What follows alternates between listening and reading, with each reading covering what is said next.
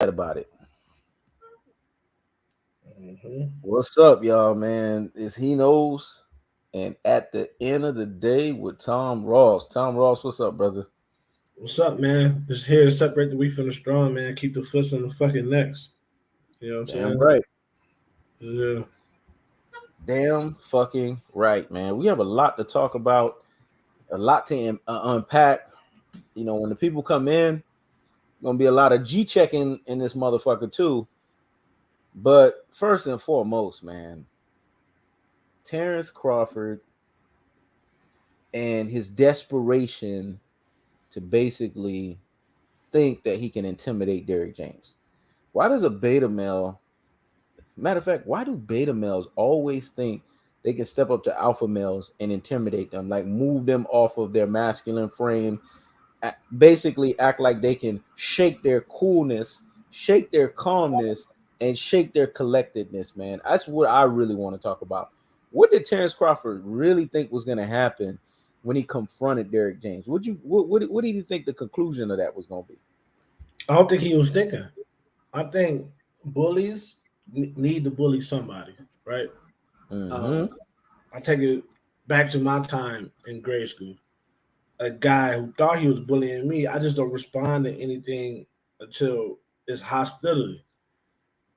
Once I fought him and overcame him, I wasn't. He wanted to befriend me, and now he wanted to bully somebody else. He could no longer bully me, so he tried to. So even though he tried to befriend me, he tried to bully somebody who I was cool with that was younger than me. That way, he could, in his mind, he's attacking me. You know what I'm saying? But he can't attack me because I already stood up to him. So now he's attacking somebody I'm cool with, one of my young boys, and telling him not to say nothing to me because that's in his mind he's attacking me. You know what I'm saying? But that's how bullies. That's how they operate. They're really weak. They're not tough. They're really weak. And when you take their heart from them, they have to find what they thought was a weaker target to try to bully. And Derrick James is older, so he thought he could get that off, but he is mistaken. Facts. And the thing about it is, what Terence Crawford did was smart. It's just he's a Negro that's missing a few fucking screws, so he can't pull it off. Plus, he doesn't have a boxing resume or a cachet to pull it off. If he had a similar boxing resume like Errol Spence, and he was actually an imposing figure that really could threaten Errol Spence's reign, it would work. It would legitimately work what he did, because Derrick James would realize, okay, my fighter is in serious trouble. The reason why Derrick James shook it off and laughed at Terence Crawford and actually looked at Terence Crawford like, you look stupid, is because Derrick James knows the fighter he has. And here's the thing, here's the caveat.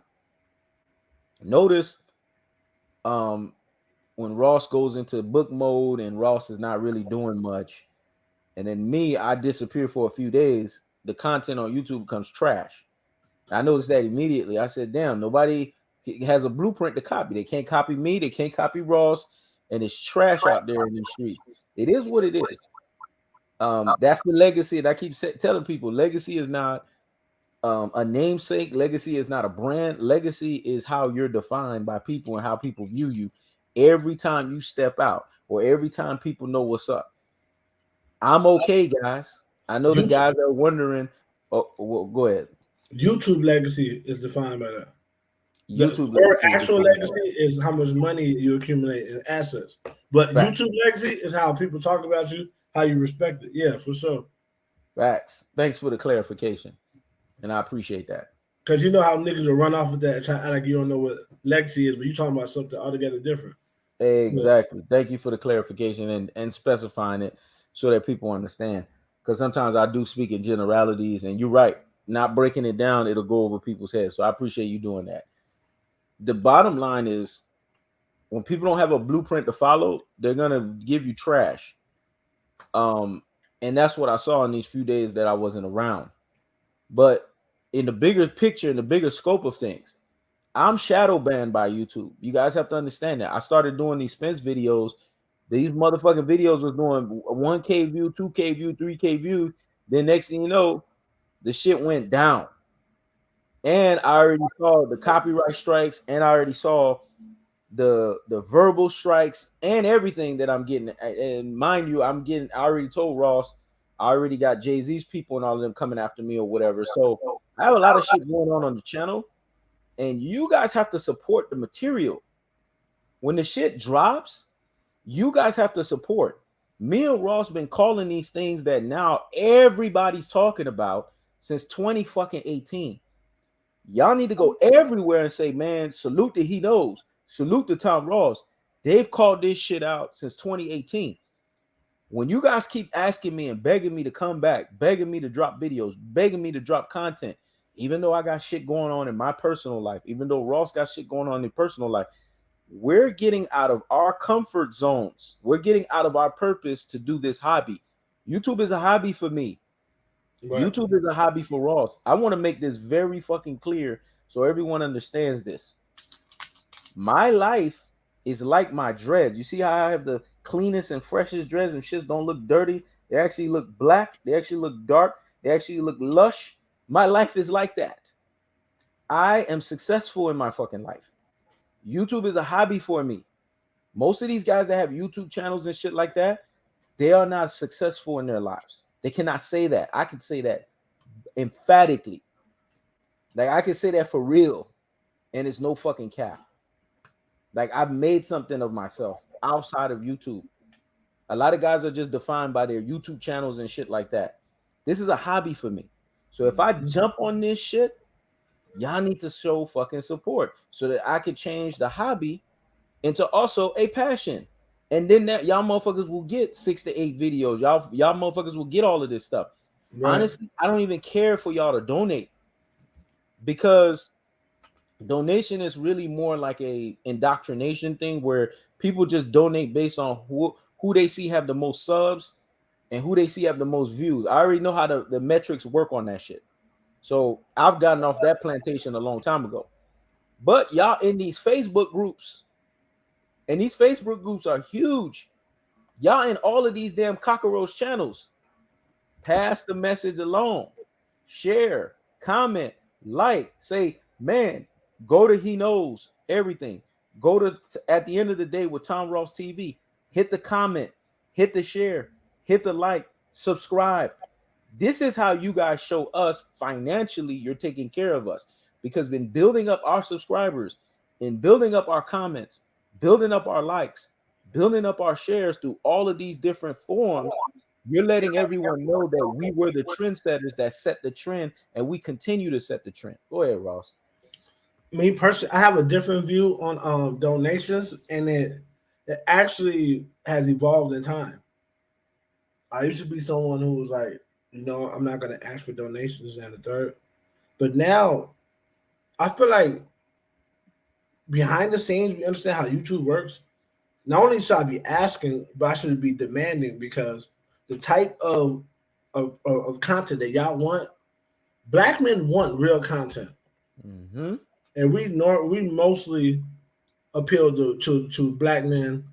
That's our fan base. Y'all want real content, but YouTube does not support real content. If you look at the top YouTubers, it's all miscellaneous, goofy, borderline, LGBT. It's all goofy. It's no real shit. And it's to the point where they won't even monetize me. So in order for me to give you the content you want, and him to give you the content you want, and us to come together and spend hours on lives, then I kind of demand low key donations, or at least some type of support. Not because I demanded you a bitch and I'm a real nigga, so I'm making you know, but you got to understand what comes with giving y'all the real content y'all say y'all want. Because if we were the showbiz, the adults, if we were the IBFPs or some of these sellout channels, shit would be monetized out the ass, and we would be getting donations out the ass, because those people they'll pay for lies. But people who get the truth don't want to pay for the truth. Exactly. You know what I'm saying? And it'll be one thing if, like if we had like an AI service that we said one word and it created the videos for us and shit, and we wasn't really doing nothing. But now we got to take our time and our effort to make these videos and these live streams for y'all. And the most we get, if y'all feel good, is a like, or we might get a comment. You know what I'm saying? And not realizing the type of content y'all want could very well get somebody's whole YouTube snatched. I had 3 YouTubes taken away. Facts. You know what I'm saying? So real talk. Facts. Ross has had channels snatched away. I've been in shadow ban for years. It's ridiculous, man. This is why sometimes he steps away, sometimes I step away. But the bottom line is, if you guys want the best, you have to show your support like you showing your support for the best. So yeah, just like Errol the True Spence gonna punish Terence Crawford July 29th, I gotta punish y'all motherfuckers because y'all motherfuckers keep begging me for shit, but y'all not showing the support. Right. Show the fucking support. Show it in the support because you can help me through forcing the will of me getting out of shadow ban by you guys coming in and flooding. Because I know nobody got the gift of gab like me. I know nobody can break shit down on a video, make y'all emotions feel the way y'all feel. I see the man. I see the comments. I can see y'all soul through y'all comments. Like, damn, man, the way you made me feel, the emotions you made me feel, the personality you made me feel when you break this shit down. Nobody breaks Errol Spence down like me, man. And I know Right. that. Like you can leave my video with a high. Ross is the hardest person to impress on the planet. And Ross be telling me, man, he be leaving those videos with a fucking high and he be waiting the next rotation. I remember he told me that years ago. So if he's telling me that and I already know his level of pickiness, man, I know the lamest motherfucker, I'm killing you on 100 clouds. So I'm giving you this and y'all motherfuckers ain't coming in flooded. What? Come on, man. And I go and watch the boring ass videos when niggas name a fighter's title or fighters, and Their I whole said, resume before they start talking. They say their whole career before they start talking and shit. Exactly. And I Like, start bro, yawning when I see that shit, man. I'm like, like, what we the know who Floyd Mayweather is, man. Get to it. fuck? Do Right. it. We know who he is. Trust me, man. But the problem, And the niggas problem and is, niggas now start saying all of the shit that I said. I told you motherfuckers all of the boxing pundits would start changing as the fight got closer. Didn't they do that? Bernard Hopkins, I called all this shit. Bernard Hopkins started to change. Bernard Hopkins went from basically Bernard Hopkins basically went from, well, you know, I'm rooting for Errol Spence to no, I'm rooting for Terence Crawford. All of a sudden I'm rooting for Errol Spence because Bernard Hopkins is realizing, well, damn, Errol Spence is really technically more his style. And it was the same shit. Now you seeing this with fucking Roy Jones Jr. I told all you motherfuckers that the fight got closer, they were gonna always do the switcheroo. and here's why though. He knows they Mm. knew from the gate who was better. They was hating. Yep. They were hating, man. Yep. You want to know why? Um, Floyd's, and I know why Floyd. I figured it out because at first I even didn't like this. A lot of times Floyd adapt. He'll give Errol Spence a head nod before his fight. Then he'll get out of there as soon as the Mm-hmm. fight ends. He'll get out of there. And I was like, man, why Floyd always be doing that? But then I started thinking about something. Every time Floyd gives somebody unadulterated praise, they get double that in hatred. Yep. So a couple of months down the line, Floyd to speak on Errol Spence, he'd be like, "Yeah, he did his thing." Da, da, da. I told him just keep boxing, blah blah blah blah. But he will never stay there and get like all the interviews and shit and take a. He'll get out of the way because look at this shit now. Floyd said Errol Spence is the truth. He's to be the next one up, and niggas been hating on Errol Spence every fucking since, man. Mm-hmm. It was a good thing that Floyd said that, but whenever Floyd says something, popular media want to go against it. And that's the reason why they hate Errol Spence. They have no reason to hate Mm-hmm. Errol Spence. They just hate him because they hate Floyd. That's why they hate him, man. But at the end of the day, it's like the truth always comes to the light, man. The truth Mm-hmm. always comes to like we've been saying this shit. Keep talking, Ross. Keep talking, Ross. I got an important call. I gotta listen to the voicemail. Keep talking, bro. All right, man. The truth always comes to the fucking light, man. It just does. And we've been saying this for how long? What, 5 years now? Well, 5 years now. We've been saying that Errol Spence is gonna stop. He's gonna bulldoze Sting, bro. Terence Crawford. The 5 years we've been saying people really know what's going on, but at the same time they're acting like they don't know that Errol Spence is this good. It was all hatred, man. HBO, ESPN basically took off where HBO left off. The same tactics. That's why they got Max Kellerman there.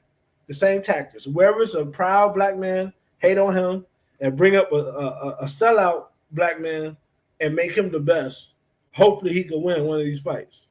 They've been doing that. They've been doing that even back in the Ali days. Having black men disrespect Ali's name and shit. I like they can't say Muhammad Ali. They've been doing these tactics, man. They've been doing these tactics. They know Bud ain't as good as Errol Spence, but they can't give Errol Spence any type of credit. So basically, they robbed Errol Spence all those years. He could have been number one pound for pound by putting Bud up there.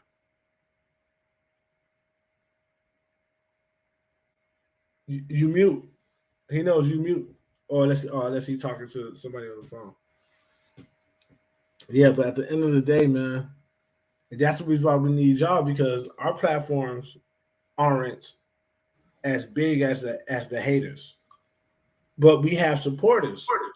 So you can always take you can always take the message that you're hearing and spread the message. Mm-hmm. Facebook groups, man. You know what I'm saying? Reddit boxing groups. Spread this message because you sit on the live streams about boxing, man. Are you entertained? Do you feel like you learn something when you listen to these guys? Or do you feel like they just throwing their brand at you? Now, what do these bigger platforms actually give you outside of maybe a more curated video? Like, you know what I'm saying? Because they have access to PBC, so they could get little frameworks of boxing matches we can't get. We'll get flagged for. What are they actually getting? Mm-hmm. Ross is right. You know Ross is absolutely right. And here's the thing. Here's the thing that people got to understand. When it's all said and fucking done, I'm tired and Ross is tired. Yeah, I'm gonna be honest with y'all. I'm tired, man, because everything y'all see that's out right now, even right now, I see in guys' titles. Every video that a guy does, and they don't even realize it. And I'm gonna be honest with y'all. They're paying homage to me and Ross, and they don't. A lot of times they know they doing it, and a lot of times they don't even know they doing it, but they doing it. When I see titles like this fight is going to go down to will and not skill, I said it since 2018. When Errol Spence and Terence Crawford fight, it ain't about skills. It's about who's gonna punish who more.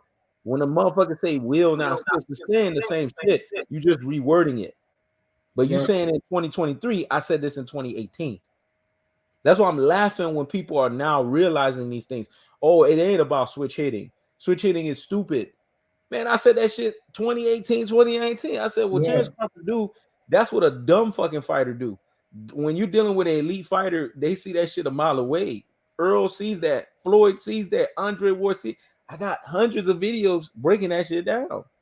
That's why I'm laughing, man. The catalog, when you look at me and Ross, we have, and this is no cap, I have a Jay-Z catalog and Ross has a Kanye West catalog.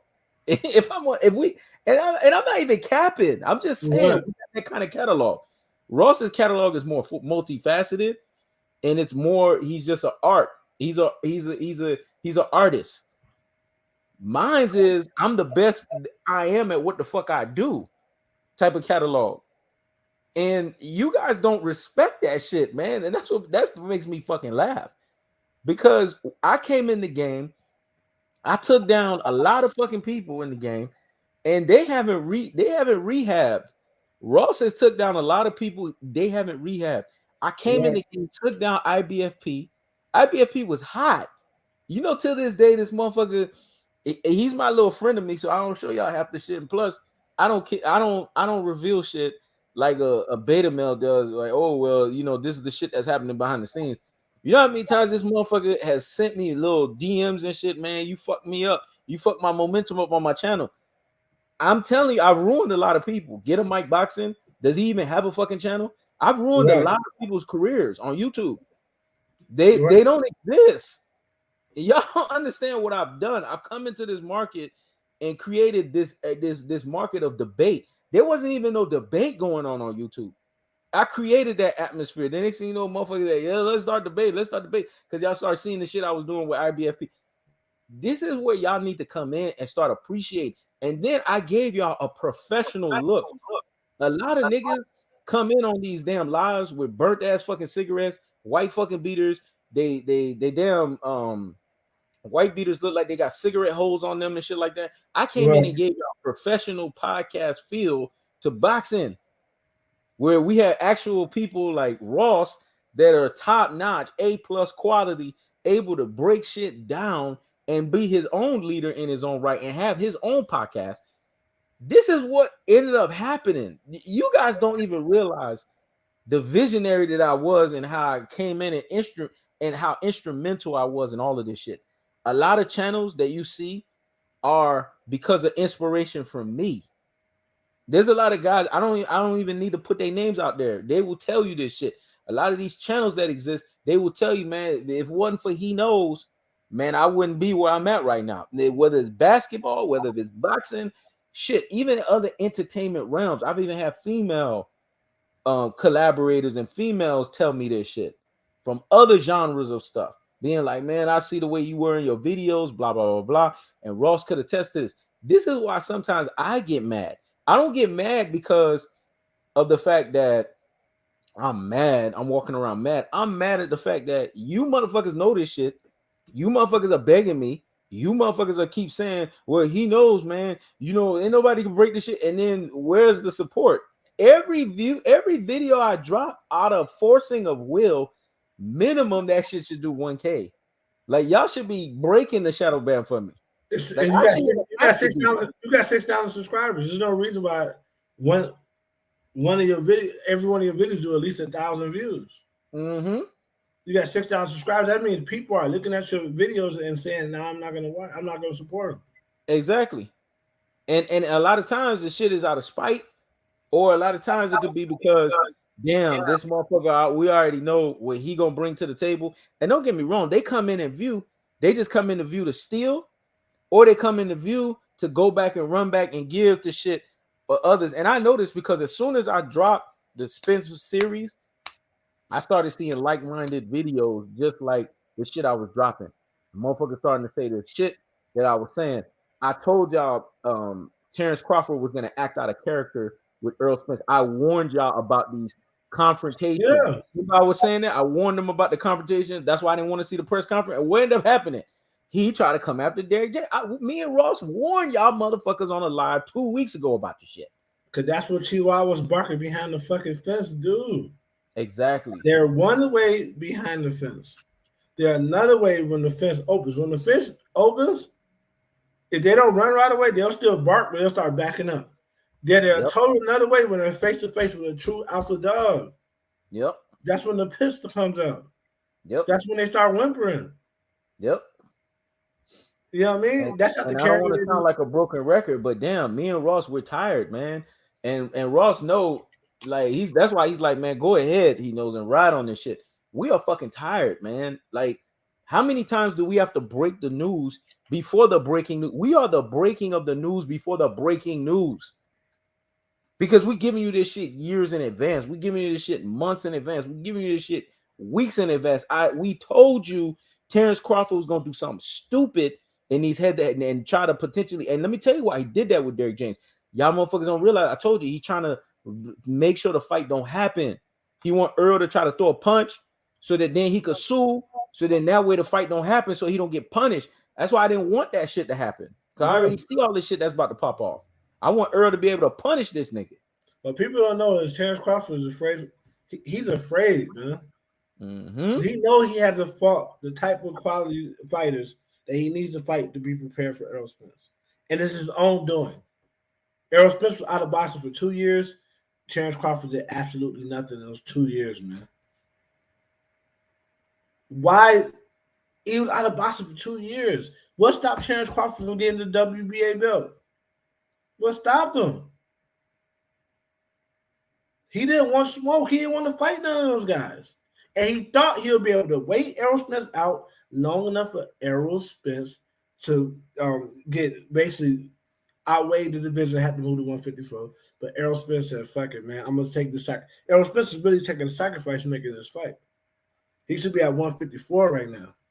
But he's had to wait years for fucking Terence Crawford. Terence Crawford didn't help do none of the heavy lifting. He's petrified, man. He's petrified. I don't know if you noticed, but you're muted.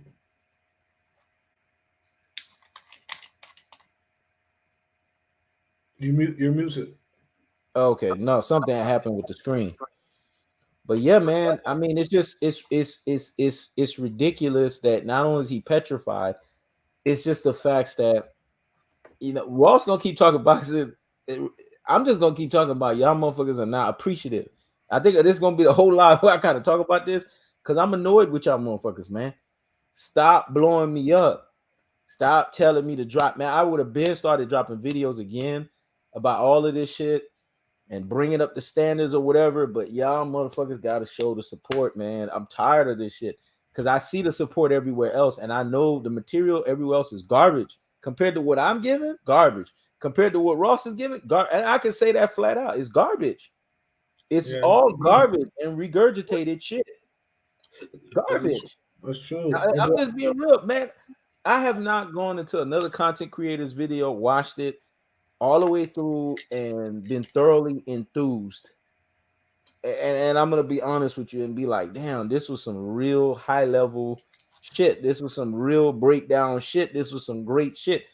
You watch my video, you get that. You get laugh, you get comedy, you get an excellent breakdown, you get the reality of what the fuck about to happen.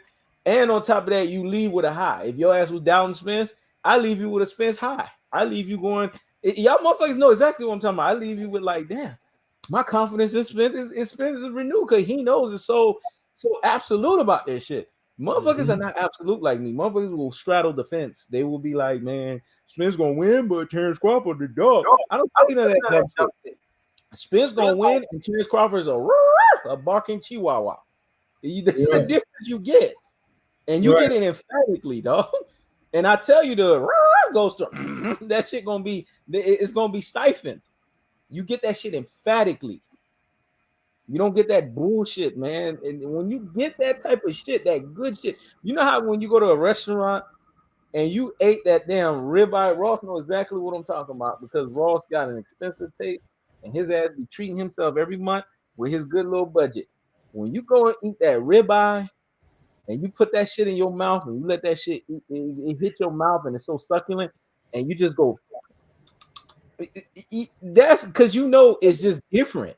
Right. It's not that food that you just eat and you just swallow to survive. That's that food that when you eat it, man, hit every corner and every aspect of your body. It just make you feel damn good, man.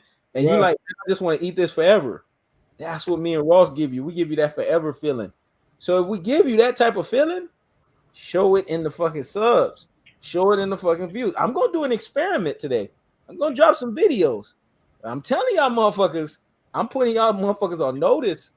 If I don't see the love, if I don't see the support, man, that shit going to drastically drop. I'm still going to, go through my whole Errol Spence series, but it's going to be bare fucking minimum. It's going to be scraps. So I'm prepping y'all motherfuckers. If I don't see the love, if I don't see the support, if I don't see the likes, the comments, the shares, the views, I'm gonna keep y'all feeling like y'all dealing with trash out there, dealing with that red magic, not the blue magic. Because when I'm not here, the cocaine's not pure. You're not getting that damn pure ass cocaine. You're not getting that blue magic. You getting that bullshit. So y'all want that blue magic? Y'all want that General Mills? Y'all want that name brand? then fuck with your boy. It's that simple. Right. Help me break myself out of shadow ban because I'm tired of being in that motherfucker. And the only way I can break out of that shit is through y'all motherfuckers supporting. The only way Ross can break through this shit that they keep always putting him in, where every time he comes too controversial, they want to sit him down for a few weeks. The only way that can happen is y'all motherfuckers need to keep supporting. Because let me tell you something. Every time you keep supporting, no matter how much they ban you, they still got to keep you relevant. It's like Fresh and Fit podcast. I know this to be true because there's one channel that I know on YouTube that is so famous, but they get shadow banned literally all the time. But they keep breaking the shadow ban because of the support that they're getting, and that's the Fresh and Fit podcast. The support is so overwhelming that YouTube got no choice. YouTube is bent. They make YouTube bend the fucking knee. Right. Y'all niggas need to make YouTube bend the fucking knee. And then you'll see me and Ross, man, we'll be like Incredible Hulks in this bitch, man. The content gonna graduate like nobody's business. Gonna be like, oh shit, we getting the support, we getting the love. Shit, we're gonna be jumping out this motherfucker Hulk smash on you motherfuckers. But y'all gotta start doing that, man. Because I actually had to slow down on doing boxing. Now I only do viral moments and shit when I feel like it in actual fights because I realize boxing fans say they want the truth, but they don't support it. Yeah. So I had to slow down on boxing. Like I periodically cover boxing. I used to cover boxing every day. But boxing fans, if you're a small channel, it's like if you're a small channel, no matter what you say and how much they like you, they won't support you. But they'll support a bigger channel because of how big the channel is and actually give that channel money. Exactly. But they won't like, comment, and support and give your channel nothing because you're a small channel. Low key, I think it's like low key, they feel like they don't want to be the ones to big you up. They don't want to build you. They don't want to help build you. They'd rather help build a channel that don't give a fuck about it. So I had to slow down on that. And I'm slowing down on Snowfall too. Because I realized a lot of people want my Snowfall breakdowns, but they don't want to support the channel. Like, do you know how much time it takes to put out this content? Yep. I'm retired, right? I'm doing this for a hobby, but at the same time, I could be doing something else. And this is no pity party shit. This is men stepping them in and being honest. But at the end of the day, when we talk about Terence Crawford and his failed attempt, that just shows just how much he is off kilter and how much he is not ready or don't want this fight. When has Terence Crawford ever did this with somebody's trainer? Ever. But he tried him because he's like, what if I could get him to do something that Errol Spence won't have his trainer? Right. He tried Derrick James because Derrick James used to fight before. And he thought he was going to get Derrick James to do something stupid, but he didn't get him. Mm-hmm. He don't think he can beat Errol Spence heads up. So he's trying to get an upper hand somehow, somewhere. Yep. Just like Canelo Alvarez. Canelo Alvarez tried to fight Badou Jack at the 175-pound weight limit. So he wanted to fight Badou Jack for his cruiserweight belt, but want to fight at light heavyweight. And y'all swear it down. Canelo was the greatest. Yep. Canelo, Terence Crawford, one black, one Mexican, but they both smoking mirrors, and they both always trying to get a fight that they could easily win. Yep. Yeah, man, and again, and I have to do this, and Ross gonna be like, man, he knows wouldn't be. He knows if he don't keep the foot on the next. I go and listen to channels. Yo, what's up? This is Money Brown TV, and Errol Spence, and then I go on other channels and I hear, man, it's gonna be will versus skill, and I'm sitting there, I'm like, y'all really supporting this? This ain't quality, right? This actually trash. Like what I'm listening to is trash. But y'all go in there, yo, and I come in unlimited pressure because pressure does what? It bursts his pipe. I mean, the vernacular, the form, that shit gets you goosebumps in your fucking chest. Like, I don't know, man. I don't know what to tell y'all. Like, I come in and give y'all something, man. I give y'all that joke. It's like if you ain't had your coffee for the day, watch my fucking video. You get a coffee shot. And then next thing you know, it's like, and I just shake my head like, did they know what was just given to them? And this shit was given to them free. I get it. Freely given, freely you shall receive. See, we following the scriptures. I get that. But let me tell you something. Those apostles that was freely given, freely they shall receive. People was bringing them into their homes because they know they was giving them that good stuff. People was taking care of them. People was giving them bread, and they wasn't even asking for it. People just knew they was getting that stuff. So because they was getting that stuff, they knew they had to support. And it was natural. I'm giving y'all that natural shit. And y'all motherfuckers not just naturally supporting? What the fuck? So, yes, today is about feeling some type of way, man. So I don't want to hear people saying, man, it's good to see me and all of this. Show the fucking support, bro. Like, show the fucking support. Every time I drop, I'm serious, man. Every time I drop, I got to start seeing numbers, man. And y'all got to force the hand. Because I know what I bring to the table. I know what I fucking bring to the table. And I don't care how y'all view it. I don't care how y'all perceive it. I don't care if y'all sitting there, man. He knows is in his feelings or whatever. This is not about feelings. This is about facts. Facts over feelings, logic over bias. Because everything that y'all seeing that's happening right now in 2023 that has to deal with Spence and Crawford, I'm done, man. I predicted all of this. I told y'all all of these damn aficionados were going to turn. I told y'all all of these people were going to start feeling some type of way. I told you all these Bud Man fans wasn't going to be barking as much no more. They're not. If you notice that when they drop their content, they're not emphatically saying there's a channel that is dedicated to saying Bud stops Easy Road Spence. Even that motherfucker used to come on my shit and tell me, man, Terence Crawford, and then listen to him talk. Man, the fight is going to be 50-50, man. Errol Spence, why is he not talking emphatically for Bud no more? I done told you. And then all of these guys that are so-called Errol Spence fans, they telling you Bud got a chance. You can't be a fan of somebody, a legitimate fan of somebody, and say somebody else has a chance. I never could understand that concept. It's like sports. You know, when you have your ride or die team or your team that you root for, how you gonna root for that team? That's the mentality you got to have as a fan. A true fan, when they're a fan of somebody, they don't see nobody else. That's just the way this shit rolls. That's what true fanship is. I am not a fan of Spence. What I am is this. I'm a believer of Spence because I believe that he is the truth in the fucking ring.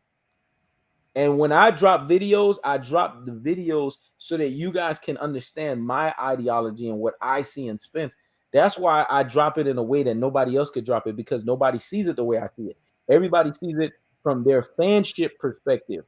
I see it from my Everybody sees it from their fanship perspective. Thank you, Marquise, for dropping $20 in the Cash App. Make sure you go and drop $20 in Tom Ross's Venmo as well too, because that shit is up right there, man. Drop $20 in his Venmo as well too. See, Tom Ross's Venmo at Thomas-Ross-43. Make sure you drop that shit right there, man. That shit is in the fucking banner. So y'all need to send him $20 as well too. Everything you send me, send that shit to Ross too, man. Show the fucking love. But anyways, the bottom line is this. And right now the likes is where they need to be. If 18 people watching, 21 likes. There you go. If you in here and you watching and you haven't liked yet, make sure you hit the like, man. Okay, good. So that means every video, that means we're gonna have to do that. We're gonna have to punish these motherfuckers. And I don't mind doing that. I don't mind going 30 minutes talking about that shit. So I will do that every fucking video. So the bottom line is this. We said back then, man, since 2018, me and Ross, I'm gonna tell you who it was that was sitting here. And these guys have successful channels. And here's the thing. When I say this, Ross gonna be like, ain't no cap. I introduced the Real Marlo TV to the world, to y'all. Because I remember he was in the comment section. He was like, man, yo, he knows. Bomb. I brought him in. I saw that what he was all about. I brought him into the fold. And if you guys remember, the panel was me, it was Ross, it was Oxtail, it was the annoying ass D Jefferson, because his ass was there, and it was fucking the real Marlo TV. It was the TV. 5 of us. And we had another brother that was in there too, but he was in and out static. His name not coming to me right now, but when it do come to me, it'll come to me. But it was static. Huh? You know his name, Monty Brown TV. No, not Mighty Brown TV. Not Mighty Brown. Damn, his name not coming to me right now. Shit. It's been a minute since I talked to this brother, man. But I was trying to get him. Are you talking about the young brother that was from Africa or wherever he was from? Oh no, not the one from Africa. Damn, his name is. You know how a person's name is in your head, but you can't say it. It'll come to me. But that brother, that brother, man. He was like, yo, man. He knows, I like your channel. I fuck with you. I put all these boys on a forum or whatever. But the only person that I knew was in out the gate that had his own. He was his own leader. He was his own thing out the gate. Was Ross. Everybody else, they had to be polished. You know what I'm saying? So from the side, from the corner, I gave people advice. I've given a lot of people advice, man. People would hit me up on Gmail and shit like that. Yo, what do I need to do this for my channel? Da da da da da. A lot of them turned to become traders. I don't know why you would become a trader against me. I'm giving you fucking advice. You know what I'm saying? Whatever. Freely given, freely you shall receive. I'm just following the scriptures, man. I give you advice, you become a trader on me. And then there's a lot of dudes, they take it and they run with the shit. The person that I could say that was the most successful out of it was Tom Ross, man. And then the next person you see, and you starting to see his wave, is the real Marlo TV. And the real Marlo TV has been nothing but a good, solid dude. And he's the only other person I could legitimately stomach his content because his content is real. And the advice I gave him a long time ago was just be yourself. And he took that to heart. And that shit has been paying off dividends for him because he has a certain goofiness about him that has swag though. It's not like a dumbass goofy or stupid ass goofy. It's a goofy. It's like a nigga type goofy that has swag and it works for him. And he's been using his swag and his swag works for him. Mm-hmm. And that's the advice I tell anyone. Be yourself. Now, if you're annoying and you talk too damn much or you just, boring as fuck, it ain't gonna work. Like Lewis Sports Network, look, his channel's thriving right now. That's because he took every advice. He listened to every checkbox I gave him. I told him, don't fucking talk too much. I've been looking at his latest videos. The motherfucker don't talk too much. He let other people talk.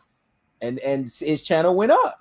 Mm-hmm. Like, if you listen to my talking points and the strategies I've given you, you will be successful. I said, don't be you, because if you put you out there, that shit ain't gonna work. And he did that, and look, boom, his shit changed. And then he copied the format me and Ross did with the shorts, and boom, he blew up. You know what I'm saying? So it is what it is. If you follow the blueprint that's in front of you, you follow success, you are going to be successful. It's just that simple. Now with us, our situations are unique. Clearly, when you guys see our situations where Ross has to clearly keep doing channel after channel after channel, and me, I'm kind of slowly doing this and slowly, it's because of shadow banning, and it's because of the behind the scenes shit that's going on with YouTube. Mm-hmm. This is the first time that I publicly said it over the years, because I'm a type of person, I push through anything in life. Like, I don't let anything get in my way. I just push through. If there's a problem, I'm a solution-based person. That's how I run my business. That's how I run my life. That's how I run women. That's how I run every fucking thing. Everything has to be solution-based around me. And if it's not a solution-based and a headache, I don't want to deal with it, and I throw it in the dumpster. It's just that simple. That's how I roll with life. If I can't solve it, and that means it's a problem that I can't solve, and I'm not trying to deal with a problem that I can't solve. So the bottom line is, this is where we're at. And I had to say that so that you guys can understand what the fuck is going on and say, you know what? If we want this guy consistently, we want the foot on the necks, we want the unlimited pressure, we want this, we want that, then we're going to run to the fucking support. We want, at the end of the day, with Tom Ross TV, we want the books. We want this man to break down Snowfall in the way that only he can break down Snowfall. We want him to give us the high quality, multifaceted artist that he truly is, formerly known as Tom Ross TV Raw, now known as At the End of the Day with Tom Ross, then guess what? We're going to support him. That's where it boils down to support. And I trust can't me, stress this shit enough, man. I appreciate all support, man. This whole week, not this whole week. How long the book been out? 2 weeks? Been 2 weeks. Week and a half. I've actually been signing autographs, man. I said, you know That's what what? I'm talking about. I said, you know what? People don't know about this book. Let me make them know about this book. I took free copies to the barbershop, free copies to the salon, free copies to the nail shop, the all black places where people work at. You know, when I come back to those establishments, there's people like, man, this book, you're going somewhere with this book. Can you sign it? I'm gonna get your autograph now before you become famous. Mm-hmm. So I know that I'm putting out quality shit. But us, me, he knows we're as big as we're gonna go as far as you guys take us. And I say that humbly. Because you can make all the great quality content in the world, but if nobody don't like, if nobody don't subscribe, if people don't donate to your platform, if they don't buy the books, I can write the best stories in the world. It don't mean a damn thing. You know what I'm saying? It don't mean nothing. So us venting our frustration is not disrespecting y'all. It's just that we know what's capable. We know what your support. We know what you're capable of, even if you don't know yourself. And we're the same people that if you want to get a channel, we will support your channel. We've done it before. We've seen people come from the comments to their own channels, and as long as they put out quality, we have supported them. You know what I'm saying? We've done it. I support all. Anytime the Real Marlo TV shit come across my dash, I like and I watch it if I can. But I like it automatically because I know him, so I know the quality he's gonna put out, even if I don't get a chance to watch it. I just show my support. But anyway, getting back to boxing, I always tell people Terence Crawford is the black Canelo. But make sure y'all take this and run with it, man. If you ain't hearing from anybody else, you're hearing it from Tom Ross TV at the End of the Day podcast. Terence Crawford is the black Canelo Alvarez.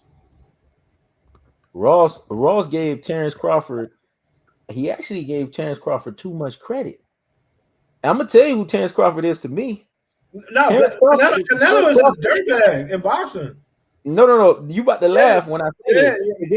There's one Mexican fighter. There's one Mexican fighter that's actually worse because that's why Terence Crawford said I ain't him. Terence Crawford is actually the black Mikey Garcia. He gonna be the black Mikey. He gonna be the black Mikey Garcia after he get his ass on. That's why he had to say it. He said, I ain't Mikey Garcia. Notice when a fighter says that as projection, he's basically trying to deal with the delusion that this is how he's going to be treated. Errol Spence is going to treat Terence Crawford like the black Mikey Garcia that he is, man.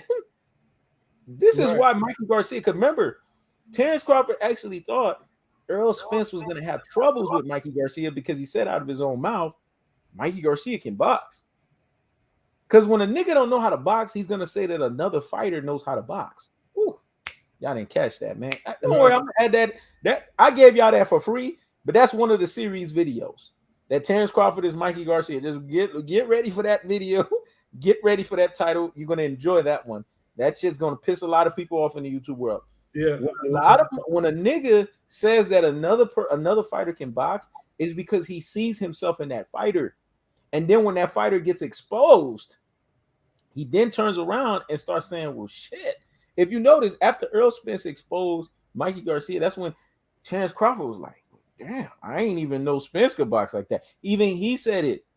Because he thought in his mind Mikey Garcia was going to actually give Errol Spence problems counterfeiting-wise. As a matter of fact, Terence Crawford was praying for that. Because then it would have let him know in his mind that maybe Errol Spence is more vulnerable. Maybe I can expose him. Because Terence Crawford has low-key fought Mikey Garcia, and Mikey Garcia has given him challenges. So because Mikey Garcia has given him challenges before in the amateurs, he's thinking in his mind, well, shit, if he give Errol Spence challenge, see, that's why I be telling y'all, boxing triangle theories work in certain aspects. He's thinking in his mind, well, damn, if Mikey Garcia give Errol Spence challenges, that means I can get with this motherfucker. I can get with this nigga. Nah, when he saw Errol Spence wash Mikey Garcia, he became scared. He was scared from that moment. He was That like, moment, oh yeah. shit. Damn, I went tooth and nail with Mikey Garcia. I went toe to toe in the amateurs with this dude, and this guy washed him. Oh shit! And then that's when you saw the ducking became very evident from that point on. If you notice, he wasn't really clamoring to be in the ring with Errol Spence. Then that's when you start seeing him give Errol Spence props. He went from basically saying, "Man, I'll beat up Errol Spence. I'll fight Errol." To then he kept saying, "Man, Errol Spence, I ain't gonna lie, he's a great fighter." Always start off with that. Him and Bomac. If you Right. notice, since the press conferences has happened, since the fight has happened, they was talking mad shit. But the both of them now, well, Errol Spence is a great fighter, man. Why everything out your mouth gotta say this dude? Because what they doing is they trying to hope that Errol Spence don't punish that ass as much. That's what they hoping for. They Right. hoping for a gentleman punishment. But let me tell you something. If Errol Spence was gonna give Terence Crawford that gentleman punishment, that shit went out the door when Terence Crawford tried to step up to Derrick James. Now it's punishment. Now it's that Clubber Lang punishment. Now it's that obliteration because now, okay, you put hands on my coach. Oh yeah, it's personal now. Now I really gotta whoop your ass. Yeah, Errol Spence was always going to pulverize Terence Crawford, man. Always. Mm-hmm. Because one thing about Errol Spence, when in a championship fight, he won't be denied, man. In a championship fight, Errol Spence will not be denied, man. But the reason why I say Terence Crawford is the Mexican Canelo, because Canelo do anything to avoid fighting is pure competition. And so has Terence Crawford. Terence Crawford has tried everything not to fight Errol Spence. Everything. He even went to a newly created boxing platform Mm-hmm. and signed with them, hoping he could duck this fight.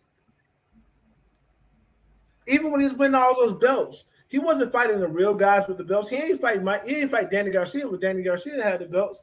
He waited until Danny Garcia left to fight for 140 belts. He avoided the competition. Yep. He avoided it. He ain't fight Adrian Broner at 135.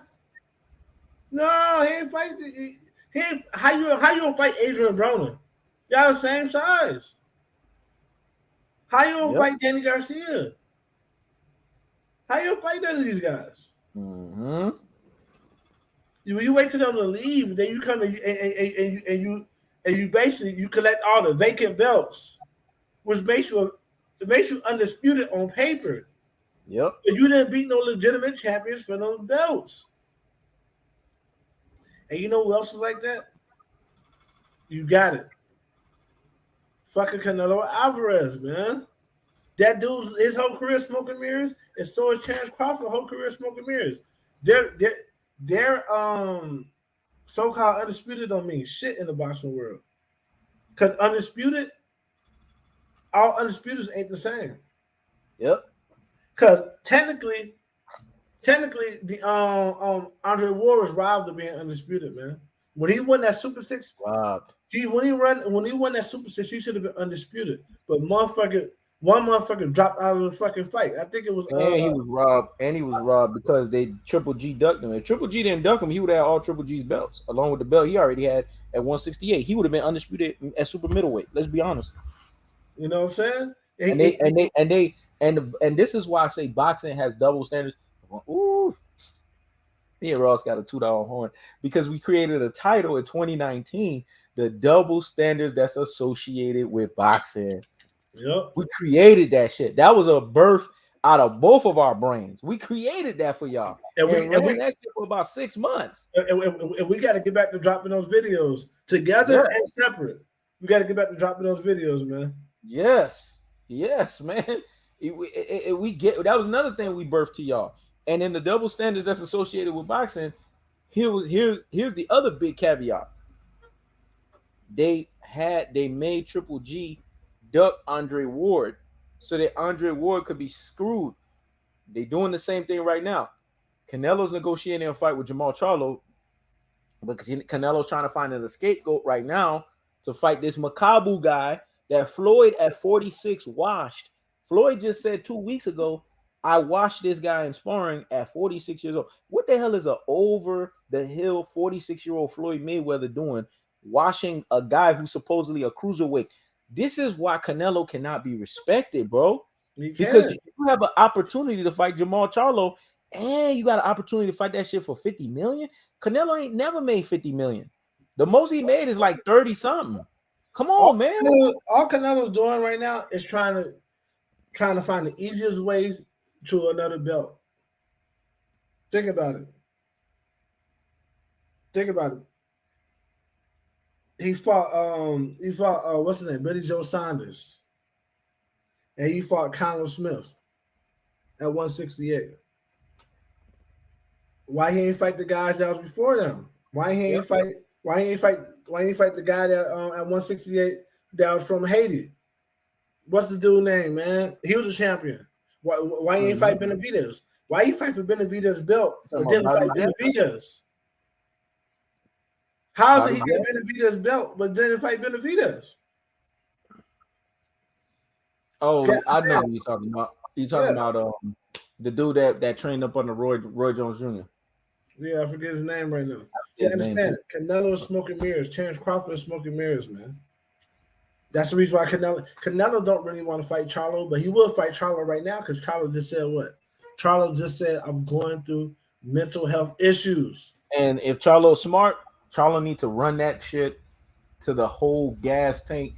Even if it's still not evident, he needs to run that to the whole gas tank. The reason why I'm saying Jamal Charlo needs to run that through the whole gas tank is because then Canelo will be suckered into actually fighting him. And then he punishes Canelo. And then he could tell Canelo in his ears, man, I've been past that shit halfway in. Then Canelo will know. Like he need to really trick him. Because that's what Errol Spence did. He did trick him. He already tricked him. Canelo's been ducking. He's been ducking Charlo for how many years? 10 plus. Mm-hmm. This is the first time Canelo ever called Charlo's name. Mind you, he could have fought Charlo. Charlo got the WBC 160 belt because Canelo wouldn't fight him. He could have fought Charlo. But you see what happened though? Canelo's now trying to use that Makabu as a backup because Charlo's coming out too greedy. Like, yeah, I want to fight. Nah, man, stay on that weird shit. Like, you know, even if your mental health is your condition is sustained, don't seem too eager. You know how a nigga will seem thirsty? Don't seem thirsty. So that way Canelo, you can reel his ass in. That's where we come in by shaming the Makabu fight and forcing him to have to fight Charlo. No matter what. You know what I'm saying? At the end of the day, he would never even be calling Charlo's name, if Charlo didn't say he was going through mental health issues. Yep. He's ducked Charlo. He's ducked Andre. He never wanted to fight those guys, but now he thinks he has a chance. Yep. Canelo has always been a coward, man. He's always been a coward. Well, it was the same thing Mikey Garcia. Mikey Garcia thought he had a chance because Errol Spence was inactive. Errol Spence didn't fight nobody because remember, Danny Garcia ducked him. Keith Thurman ducked him. Sean Porter ducked him, and Errol Spence was on the shelf. People forget that. This is why Mikey Garcia thought he had a chance against Errol Spence because that was the longest layoff Errol Spence had at that time. Because he was active, man. Spence was fighting 3-4 fights a year. Then for one reason, that's why he fought Earl went all the way up to 190. We saw him kind of damn near had that chubby face. He was up to 190 and shit like that. In the press conference or whatever, and Mikey was like, "Oh, I got him. I got him. I'm gonna beat him. I'm gonna take him on because he's way past his weight class in terms of weight or whatever." And then he ran into that ass whooping, man. He ran into that ass whooping, dog. It's just like Floyd. Earl didn't train for Mikey Garcia like that. I'm gonna be honest with you. It's just like Floyd. Floyd didn't train for Conor McGregor. Floyd has a video out yesterday that he just dropped. He said, "Man, I didn't even go through an actual training camp. All I did was get in front of a heavy bag for y'all cameras, do like 10 punches, and I went from country to country, and I was fucking the strippers at my new strip club, and I went in that fight drained and everything, and I knocked them out." That's what Floyd said in the video. Yeah. So that was the first time I've ever done that. I went in there and do it because I wanted to show you guys he wasn't on my level. So this is why the fight was the outcome was the what Floyd didn't do nothing. Now imagine if Floyd damn near trained like a prize fighter, he would have probably stopped him in 2 or 3 rounds. And he did it on purpose because he know if you stop him in 2 or 3 rounds, he now it's looked at as if he's bullying these guys in the third. So he Yep. carried them along. And then he stopped them in the 9th round. Yep. Yep. And see, Inactivity might be the difference. Nope, because Terence Bud Crawford ain't good enough to capitalize yep. on inactivity of Errol Spence. Yep. Terence Bud And I don't Crawford. want to hear, and I don't even want to hear the inactivity excuse because guess what? Here's the thing: both fighters been out what about the same time. Nah, Terence Crawford. Terence Crawford just took a fight nobody asked to see with Black Prime TV. And what when was that fight with David? That was Was like it last year? a couple of that was like 3 or 4 months ago. Oh, okay, But 3 4 still, months ago. Errol Spence hasn't fought in that time. Okay, so Errol But it Spence don't ain't fought. matter. Errol Spence ain't fought in 16 months. Okay, but It don't matter. let me, and this is why Terence Crawford is the Black Mikey Garcia, because when it's all said and done, Errol Spence don't need to be fresh to whoop and punish Terence Crawford. Right, I'm telling you right now, he ain't that good. if Errol Spence had a fight 3 months ago, Terence Crawford would die in the ring. He would die in the ring. I'll be honest with you. He'd die in the fucking ring. That means Earl would be too fresh for him. He'd die in the ring. Let's say the Dennis Ugas fight happened 3 months ago. Even Terence Crawford would be like, oh, hell no. I ain't fighting that dude. Fuck that shit. But he's trying to fight Errol Spence 16 months away, thinking that the outcome is going to... Errol Spence not going to kill him, but Errol Spence is going to make sure, like Sean Porter, he's never going to be able to perform the way he was before. And then what you're going to see with Terence Crawford is, don't be surprised after 2 more fights after Spence fight, he says he retires. Spence has done this. If you go look at the MO, Phil Greco, after Errol Spence beat him up, he became a YouTuber and then now he's a chef. Yeah. If you go look at Chris Algieri, after Spence beat him up, he became a chef and then he became a trainer and then he became like a strength and conditioning coach. He couldn't fight no more. Right. After Errol Spence stopped Chris Van Heeren became a prop job for the overrated Jerron Boots Ennis. That's why I was like, Jerron Boots Ennis is overrated, because how you can't stop a guy that Spence already watched? If you want me to see that you're a superstar, you're supposed to knock out a guy that's already washed. And you call out Errol Spence, but you struggling with his old easy work. Oh, easy work, washed.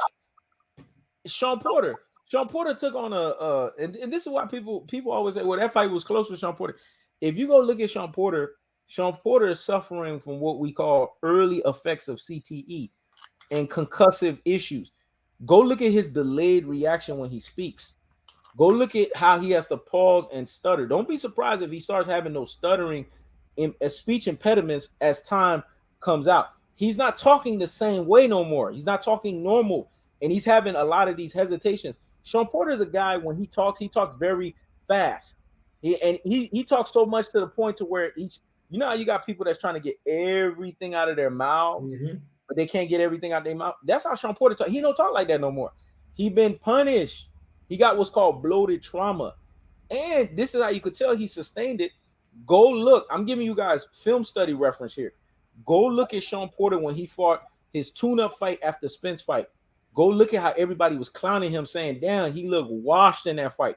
And then go look at how he tried to force himself to train for like he did with Errol Spence, but he realized he didn't even have it in his body to do it. That's why he started training with his baby when he fought Terence Crawford, because he didn't even have it in him to do that. He couldn't do the training. His strength and conditioning coach said at the end of the fight, man, I'm going to be honest with you guys, Sean Porter complained.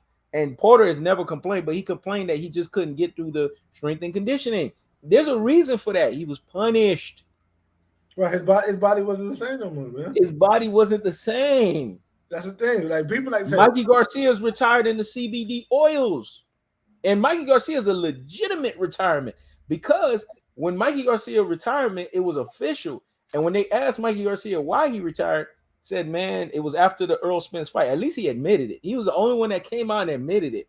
Said, man, after the Errol Spence fight, it took a lot out of me. Basically, he admitted he was fucking retired. Right. You got to understand one thing. I knew it was over with Mikey Garcia. I knew it was over with Mikey Garcia when he took all that sustained punishment and his corner refused to stop a fight to where he was helpless. After round 7, Mikey Yep. Garcia was a punching bag. His Yep. corner out of pride to say that he couldn't, that Errol Spence didn't stop Mikey Garcia, they let him take punishment he wasn't supposed to take. So he didn't resurface after that ass whoop until 11 months after the fight. Damn near a whole year. You didn't even see Mikey Garcia. You want to know why? Because I guarantee you his body was all fucked up. And they didn't want nobody to see him that way. Yeah. So he stayed out of the public eye for 11 months. Who does that after a fight? Who does that after a fight? And here's the thing: when he came back 2 months, remember 2 months later when he came back, what happened? He was slurring out the mouth and he was spitting, he was convulsing. And Fight Hype, they so damn disrespectful. They zoomed in on that shit, man. They could have zoomed out. They zoomed in, and we saw the motherfucker was spitting out of his mouth. I'm telling y'all, man, y'all walking Terence Crawford into a Mikey Garcia ass whooping. He is the black Mikey Garcia. This fight is not even fucking close. IBFP has not recovered. He has not recovered since picking Mikey Garcia over Errol Spence. He has not recovered, man. Yep. Yeah. Ever since then, he has been slowly going downhill. Showbiz the adult has not recovered since he said Lomachenko was better than Floyd Mayweather Jr. Monty Brown TV has not recovered since he's been ways open.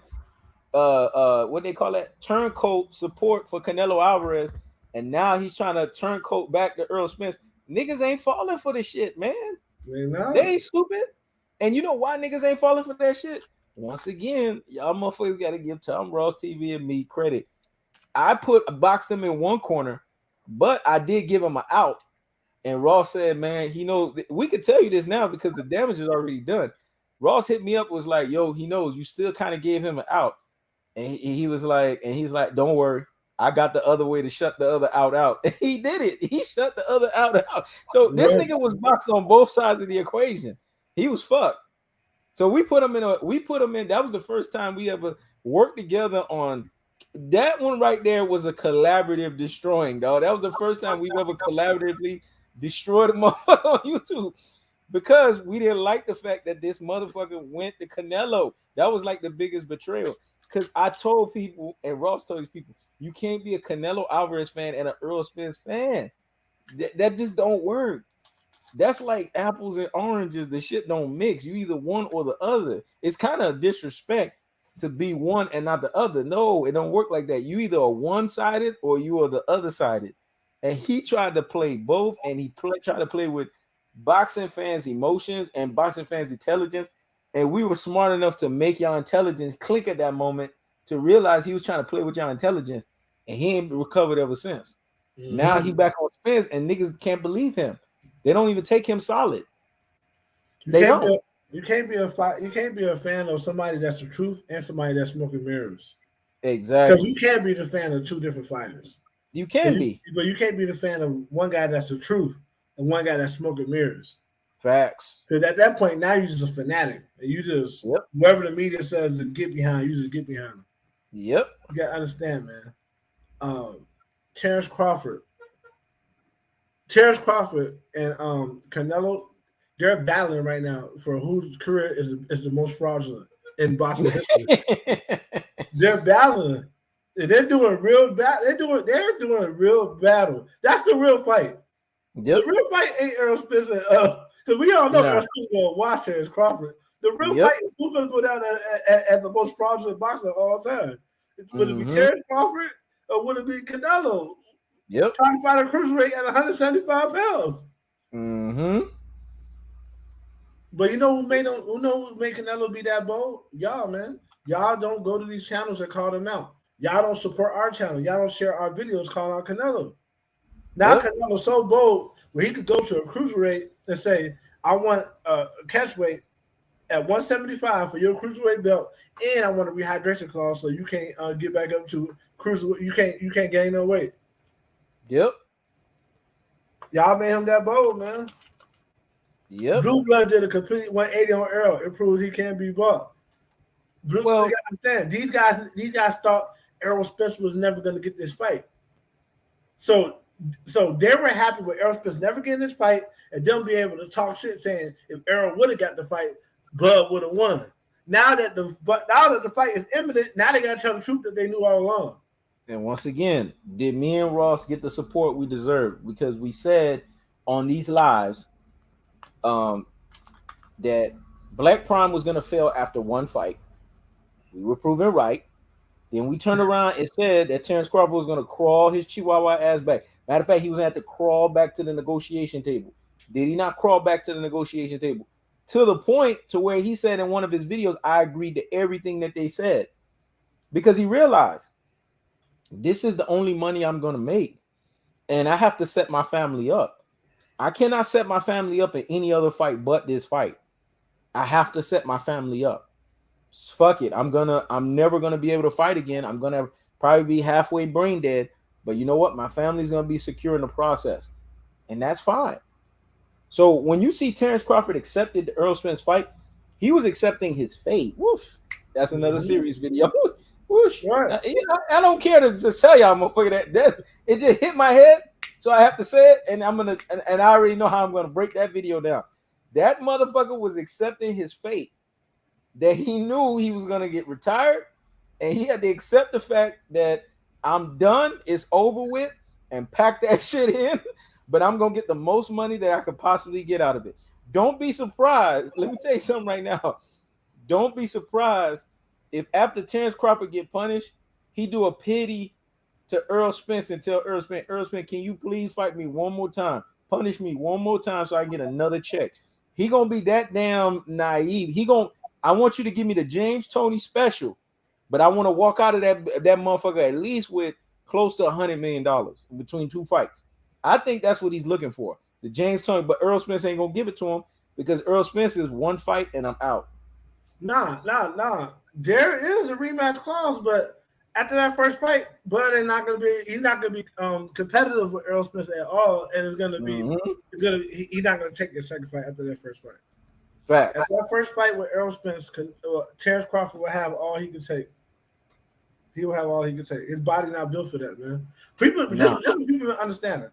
They've been erroneously comparing Bud Crawford with Floyd Mayweather since Floyd Mayweather retired.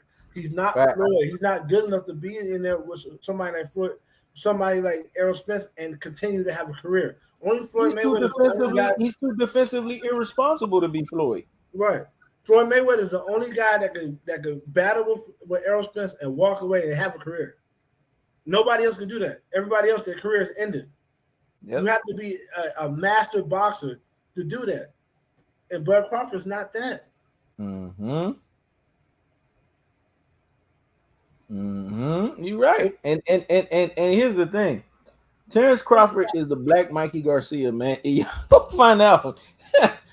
I look at this fight and I laugh because I just know Terence Crawford. Y'all could see it in the press conference. This is why Bernard Hopkins immediately. I thought that shit was funny. That's why I'm gonna do a series video on that. Bernard Hopkins immediately changed his position after the press conference. You want to know why? Because Bernard Hopkins, one of the things in his career that he was the master of was getting here. That's how he beat Roy Jones Jr. the second time. Mm-hmm. That's how he beat a lot of fighters, man. He got in here. And when he saw that Errol Spence was able to do this, the Terence Crawford, oh shit. He had no choice but to say, hey, I'm changing, dog. And fuck this shit. I already know how this fight gonna go down because he saw what he needed to see. Terence Crawford was sitting there trying to justify, like the beta male that he is. Well, I stopped Sean Porter. And all you can see, Earl didn't even look at him. See, let me tell y'all something about body language. When somebody is looking someone direct in the eye, and the other person is choosing not to look at the other person in the eye, they're doing that because they don't respect the person. When you respect somebody, they tell you that when you respect someone, you look at them in their eyes. When you don't look at someone in their eyes, there's two things going on. Either you're scared of the person, or you just don't respect the person. You don't respect them. But when you are scared of a person, you don't look them in the eye. It's more of a, you both are face to face with each other, but you keep going like this. You keep looking away. That's where you show the fear. When you don't respect the person, you give that turn. That it's that side turn that you give when they talking. It's like everything they saying is going through one ear out the other. That's how Errol Spence did it. He did the side turn. Now I'm teaching y'all, man. Y'all better get notepads out for y'all motherfuckers that don't understand these cues. I'm teaching y'all these cues. He turned to the side and then he was like, but man, he wasn't the same. Man, you know, you fought a motherfucker that he didn't even his daddy said he ain't even trained the way he trained for me. Man, just watch the fight. He never stopped him. Those punches landed on the back of his shoulders. Yep. Those punches that supposedly dropped him for the stoppage, they landed on his. That's the thing. People don't understand is the reason why you might think this fight is going to be competitive because you don't understand boxing. You don't understand the level of competition that Terence Crawford fought doesn't prepare him for Errol Spence. They don't. But Errol Spence fought competition and prepared him for Terence Crawford because half of them was better than him. Yep. And that's what Errol kept saying. Half of them was people that he ducked. He ducked through this, guys. He ducked Sean Porter, so Sean Porter lost to Errol Spence. And he ducked Danny Garcia, so Danny Garcia lost to Errol Spence. This shit is going to be one-sided. It's going to be brutal. This punishment is going to be worse than what he did to Mikey Garcia, man. Because he wasn't even a full Errol Spence when he fought Mikey Garcia. He ain't get a chance to work. He ain't get a chance to work on nothing when he fought Mikey Garcia. He spent that whole time losing weight. And he fought Mikey Garcia. He's gonna pulverize Terence Crawford, man. Terence Crawford not that good. He was struggling against a cokehead Cal Brook that was snoring coke throughout his training camp. There's videos of him snoring coke before in his training camp before the Terence Crawford fight. Like this dude was a cokehead, and he was serving Terence Crawford as. Exactly. The problem is when you're an alpha, betas always want you to have. They don't want you to reign supreme. They want you to always have a rival. So much so they'll make a rival for you. When you're an alpha, and most media members, they're betas. So when you're an alpha, like Michael Jordan, they'll say a Clyde Drexler is your rival, somebody that's not on your level, because they got to see you have some. They feel like it's their job to put adversity in your life through other people because they're betas and they wish they was alphas. They wish they could do it themselves. Mm-hmm. When you're a beta, you give Kobe Bryant a rival with LeBron James, somebody who's nowhere near as skilled as him. Exactly. Somebody who don't have championship, somebody who not touches him, not as good as defensive player as him. You give that guy a rival like LeBron James and say, this is your rival. Somebody who had to go to another player to get championships. This is your rival. That is what beta males do. And when you find yourself seeing somebody that's great and you hoping somebody else could beat them, you are a beta male, man. Exactly. You sit back hoping somebody else could come and ruin this guy's reign of power. Anybody, you just thirsty to see it happen, you're a beta male. Well, beta males have to remember, that's why it's called, he knows and famously called it beta male congregation. They have to congregate, dog. And they have to get behind the ultimate beta male. James Toney, you have to understand why he sees Terence Crawford in him. Because he sees that Terence Crawford is the future version of himself. He's going to be punch drunk like him. That's what he's trying to tell you when he says, I see myself in Terence Crawford. Right. He's basically telling you, I see Terence Crawford's fate of being punch drunk like me. See, that's what people don't understand. When a motherfucker say they see themselves in that fighter, they see the fighter's fate. That's what they're talking about. When Roy Jones Jr.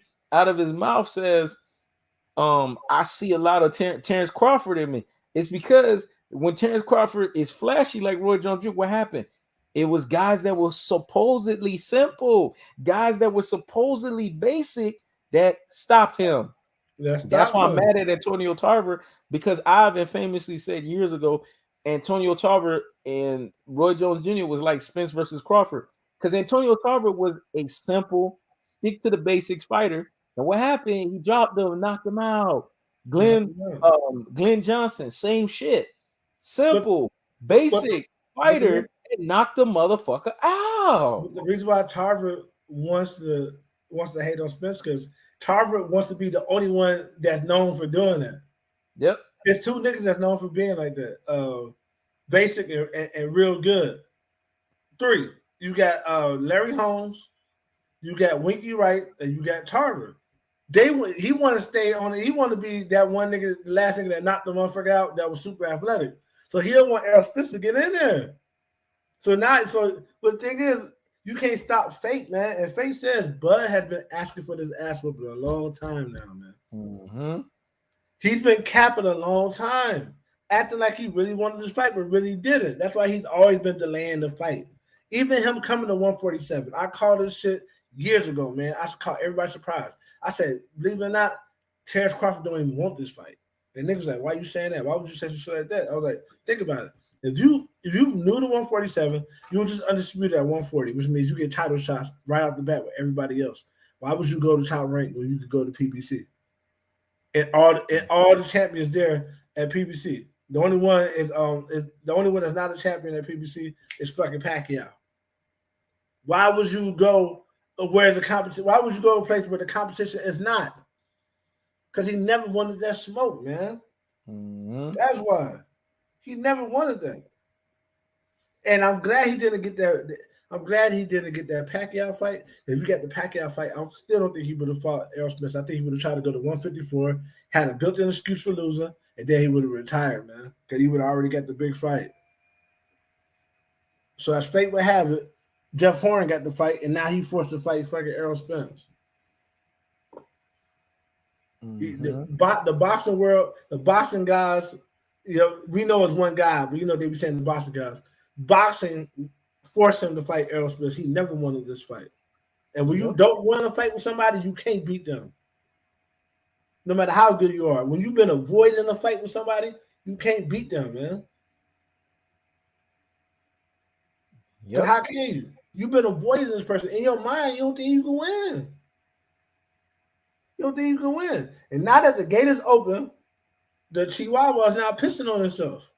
Yep. When the gate was closed, when nobody thought the fight would happen, who was talking the most shit? Terence Crawford. They said it's another side of the street. Soon as the side of the streets got open, he left Top Rank and went to Black Prime TV. Exactly. And it's because Blue Finch Straddler TV, like I famously said he was years ago, found a way to get Terence Crawford to duck, man. I don't know how many times I've labeled this guy what he was. Blue Finch Straddler TV, because he's a Finch straddler. I saw his Finch straddling ways. And here's the thing, too. The LDBC took another fucking L, bro. Yep. Because Blue Finch Straddler TV is one of their main ringleaders. He's their main ringleader in the sense that he's their most polished from the interview standpoint. They use him, whoever their leader is, he's using every one of the people in the members. It's one guy, I think that's the leader, and he's using all of these guys like puppets. Personally, I always say Blue Blood Sports TV is the leader. Because at the end of the day, I don't know those guys.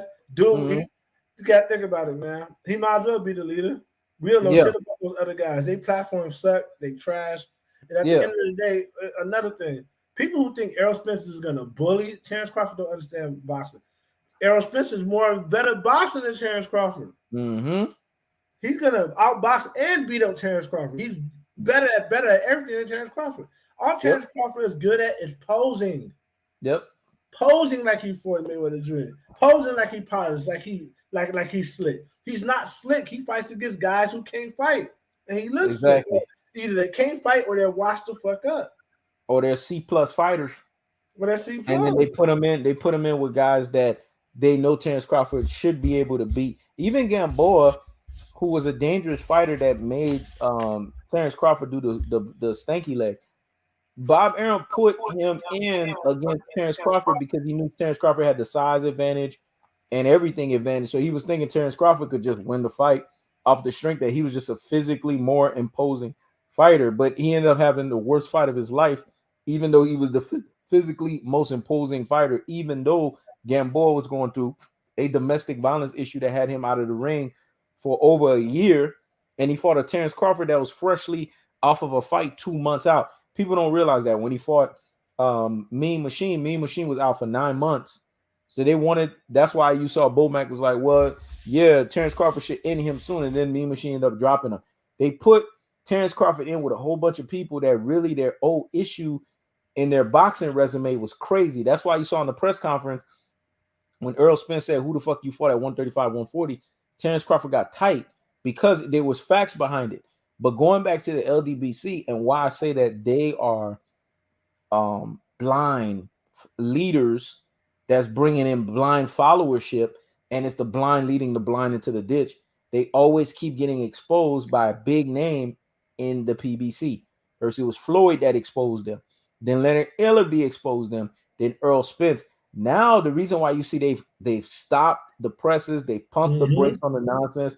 They've gone somewhere sit down. They've gone to sit down somewhere and higgity fucking hush is because of the Errol Spence. Because there's a difference when it's a guy who's naturally polarizing and everybody loves to hate versus a guy who is polarizing but everybody hate. They can't hate him. They naturally have to love him. It's like the dichotomy of me and Ross have. Me, I'm like Floyd in the sense that people naturally will hate me. It is what it is. Ross is more like Errol Spence, where people will more gravitate towards him even though they hate him. Errol Spence, you can't help but to love the guy, and you can't help but to get behind him, even though you can't stand it, because you understand what he means to the sport of boxing. You understand that every time he speaks, it's powerful.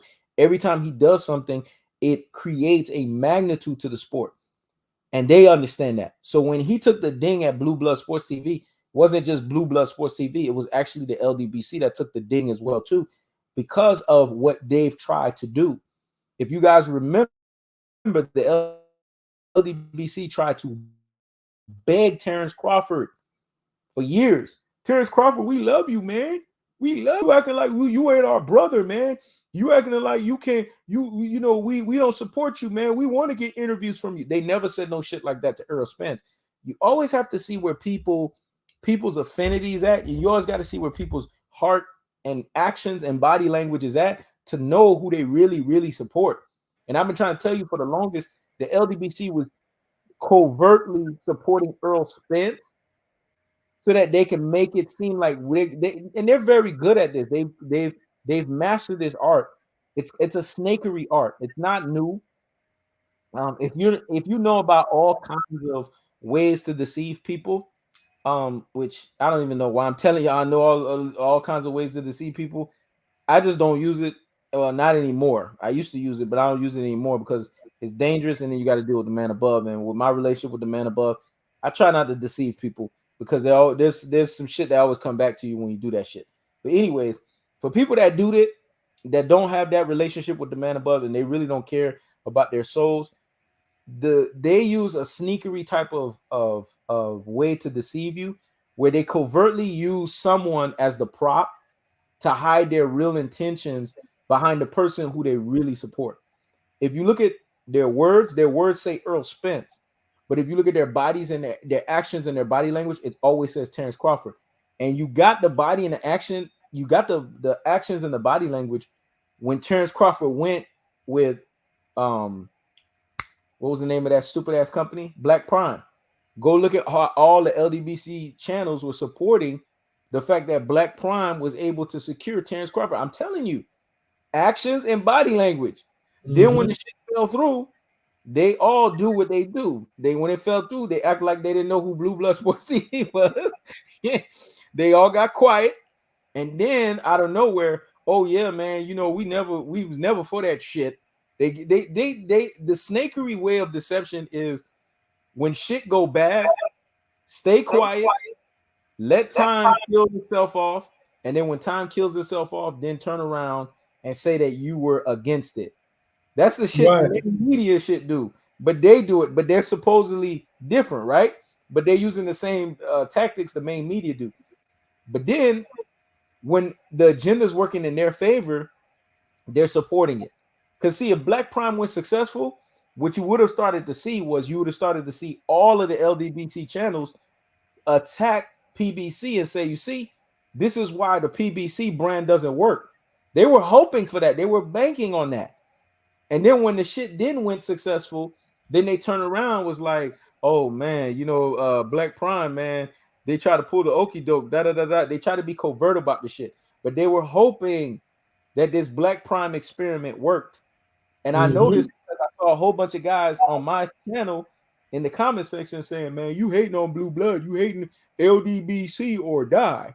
LDBC ride or die. Why you hating on blue blood, man? It's all about the LDBC. This is what I'm trying to tell y'all. This was a LDBC agenda. They had a chapter board meeting somewhere. I don't know. I wasn't there. I'm just speaking out of maybe discernment or something. They had a board meeting, a chapter meeting somewhere. They sat down, had a meeting with the mind, and said, "This is how we're going to attack."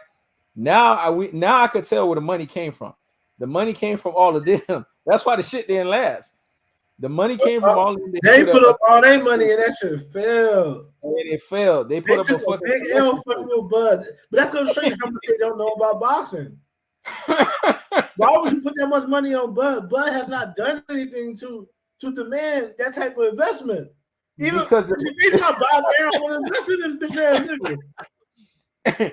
Now we know why it fell, Ross, because let's be honest, if it was backed by a legitimate financier like the Zone or something like that, it actually would have had legs, because these types of people have actual real capital. They didn't have the capital because it was just a whole bunch of guys doing basically what you do at a lot of these churches, right? Collection plates. They did collection plates and put the money together, and they thought with their collection plate and what they were able to put together, which is considered very good money for them. Most people don't have the money that these guys have, right? They will wish. But on a boxing level, their money is considered small fry. So they put all of that together, their life savings, on the two worst fighters that you could do it. They did it with Terence Crawford, who's been known to backstab. He blatantly has been letting you LDBC and people know he really didn't care about y'all, because for years when y'all tried to get him, he even called y'all out. It was like, man, why would I go on those channels when they don't respect me and say who the hell I fought? So he was waiting to screw y'all. But you know what? It was a match made in matrimony. The reason why I say that is because two people that are prone to screwing each other, two people that are prone to screwing each other are always prone to screwing, right? So they're gonna screw each other. When you try to screw people, you reap what you sow. There's a reason why that's in the Bible. Because if you've been known to screwing people, you reap what you sow. See, LDBC, and then Ross gonna be like, oh shit, you open these can of worms. Terence Crawford and Adrian Broner was God's judgment on the LDBC, and I'm gonna explain why. The shit that they did to Beverly Rules. Oh yes, you see, I always wait perfect timing when I'm gonna say things publicly. The shit that they did to that sister and basically making her OnlyFans whore, now to the point where this chick don't even like them no more. The shit, the content that they dropped, I think it was a guy by the name of BFTB, where he's a pedophile, by the way, out of Texas, where he dropped a content where he was talking about how it was okay to have R. Kelly behavior, but you know what I'm saying, openly and just blatantly talk about how it was okay for him to have rapey behavior with underage women that he's messed with in Texas. This is one of your LDBC chapter members. That turned a lot of people off. It ran a lot of people out of the organization. They told him, why you even have that fucking video on YouTube? It's too hot for content. And the reason why I know about it is because God rest his soul, before Would Stay Real TV passed away, he was exposing that video. And he was like, these are the types of people that you have as your leaders in the group. And then they told him, man, you need to take that shit off of fucking YouTube. And then he goes, this is how much you could tell he's such a pedophile. He turns around and puts the shit on Patreon. Damn, you didn't even take the shit off, period. Then he goes tell motherfucker, oh, go pay for the shit. Right. So Stay Real TV, God rest his soul, he was exposing that shit. And then he also dropped the video, Ross, where Would Stay Real TV said their fat boy is homosexual and he's fucking a lot of these guys in the ass and shit like that. And he was getting ready to drop videos where he was gonna expose it, and then boom, he ends up dying, man. I'm like, fuck, I missed out on that shit Because I would have wished we sadly, you never know. One of these niggas went over there and it was a hit. Yeah. You never. Nah, I'm serious. You never fucking know. Yeah, you are. Especially if you live in the areas of these niggas. What's stopping them from touching them? Yep. And I can't wait. And then you got Blue Blood Sports TV. They use him as the face, right? As a prop, as one of the faces, because they know that he has access to these fighters or whatever. So they were like, man, we're gonna use you to try to see if you can reel one of these motherfuckers in on our side. They tried that shit with Deontay Wilder, but Deontay Wilder, even though he kind of got screwed by them a little bit, Deontay Wilder was too big for them, and they didn't have the capital to be able to pull it off for Deontay Wilder. Deontay Wilder was kind of way too much money, so they couldn't pull it off with him. But they tried. So they needed someone who was going to fall for the bait, that they could at least give him some kind of money, and then they could basically say, we're going to screw the people we wanted to screw from the beginning. Because if you notice, their rants became a rant against PBC. So what better way to stick it to PBC than to basically ruin PBC's biggest fight? PBC's biggest fight is Spence versus Crawford. Right. They try to ruin it. They try to ruin it. That's why I salute Errol Spence, because he didn't let Blue Blood Sports TV question get out of his mouth before he said, what happened to that? What's that shit you try to pull with Terence Crawford? Black Pride. Like, yeah, what happened to that, man? Like, oh, you used to be pro Errol Spence, and all of a sudden, what happened? You called them out. They basically trying to ruin the fight, man. But they shit didn't get off the ground because nobody supported it. What they don't realize is nobody support Bud. People don't support you on ESPN, and it's free. What makes you think people gonna support you and pay their money? What makes you think that? They mad at Bud, but really they should mad at themselves. That was the dumbest business decision they could have made, and they did all that shit out of spite, trying to ruin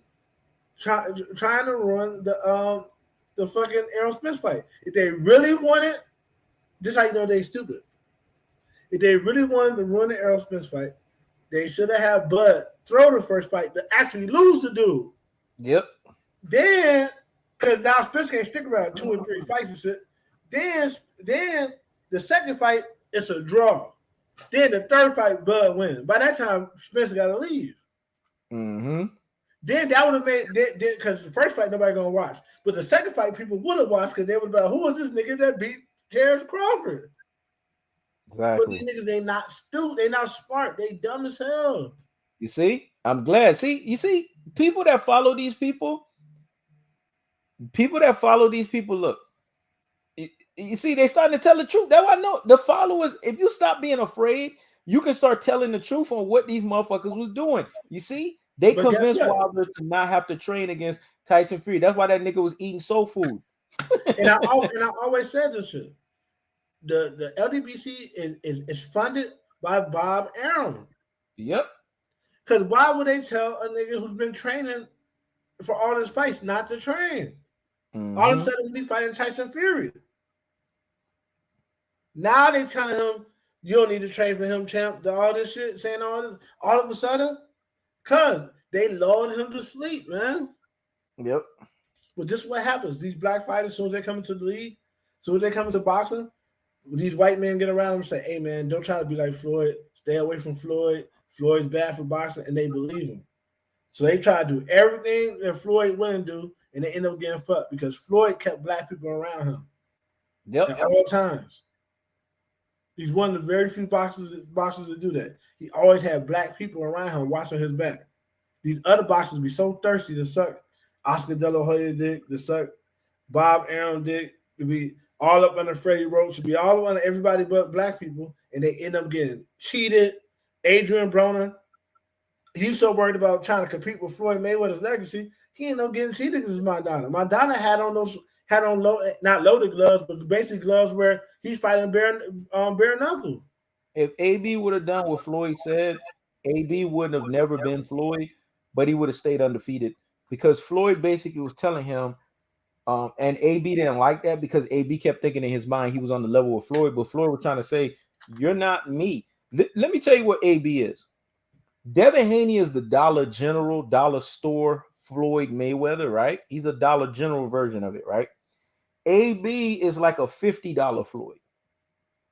That's what he is, a $50 Floyd. Right. He's way fucking better than Devin Haney.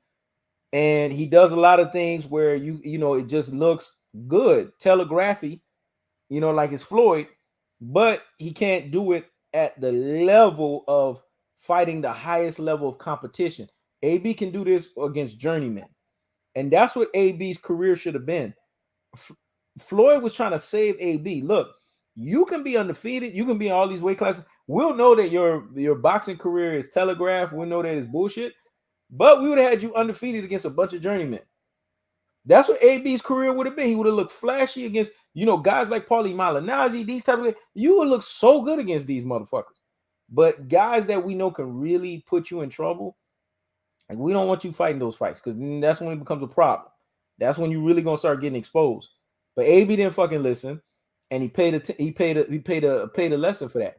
But Floyd, I'm glad Ross mentioned Floyd. Floyd has done in boxing what I've done in YouTube when it comes to the boxing folks and entertainment shit. I've helped birth and create a lot of black enterprise channels and shit like that, right? And offer the strength of my back in terms of support and shit like that. Floyd did the same shit because if it wasn't for Floyd, the world wouldn't be introduced to Deontay Wilder. The world wouldn't be introduced to Errol Spence. The world wouldn't be introduced to Gervonta Tank Davis. The world wouldn't be introduced to even guys that are not related to PBC.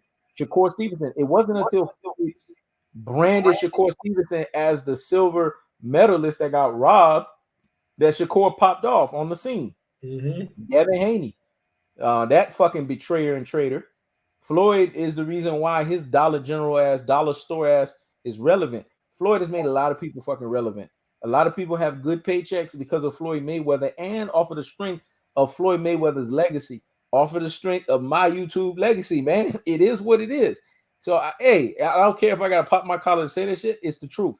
The bottom line is this. When we look at Errol Spence and we look at Terence Crawford, you're looking at two boxers that one guy is true and true, whether if it's competition, true and true, whether if it's the level of people that he has faced, true and true, with his epic sparring match against Floyd.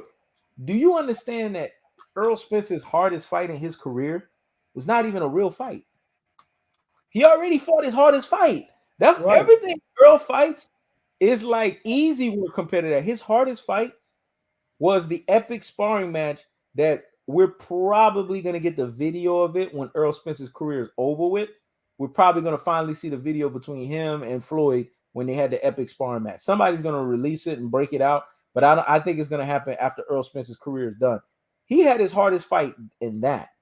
Right. Everything else was like easy compared to that. If you notice, after he had that fight, Errol Spence was damn near punishing everybody because nobody's on Floyd's level that he faced in the ring. Exactly. He had to adapt to Floyd's CompuBox ability. He had to make adjustments. That was probably the first fight in his life and only fight in his life where he had to use every fucking tool at his disposal to keep up.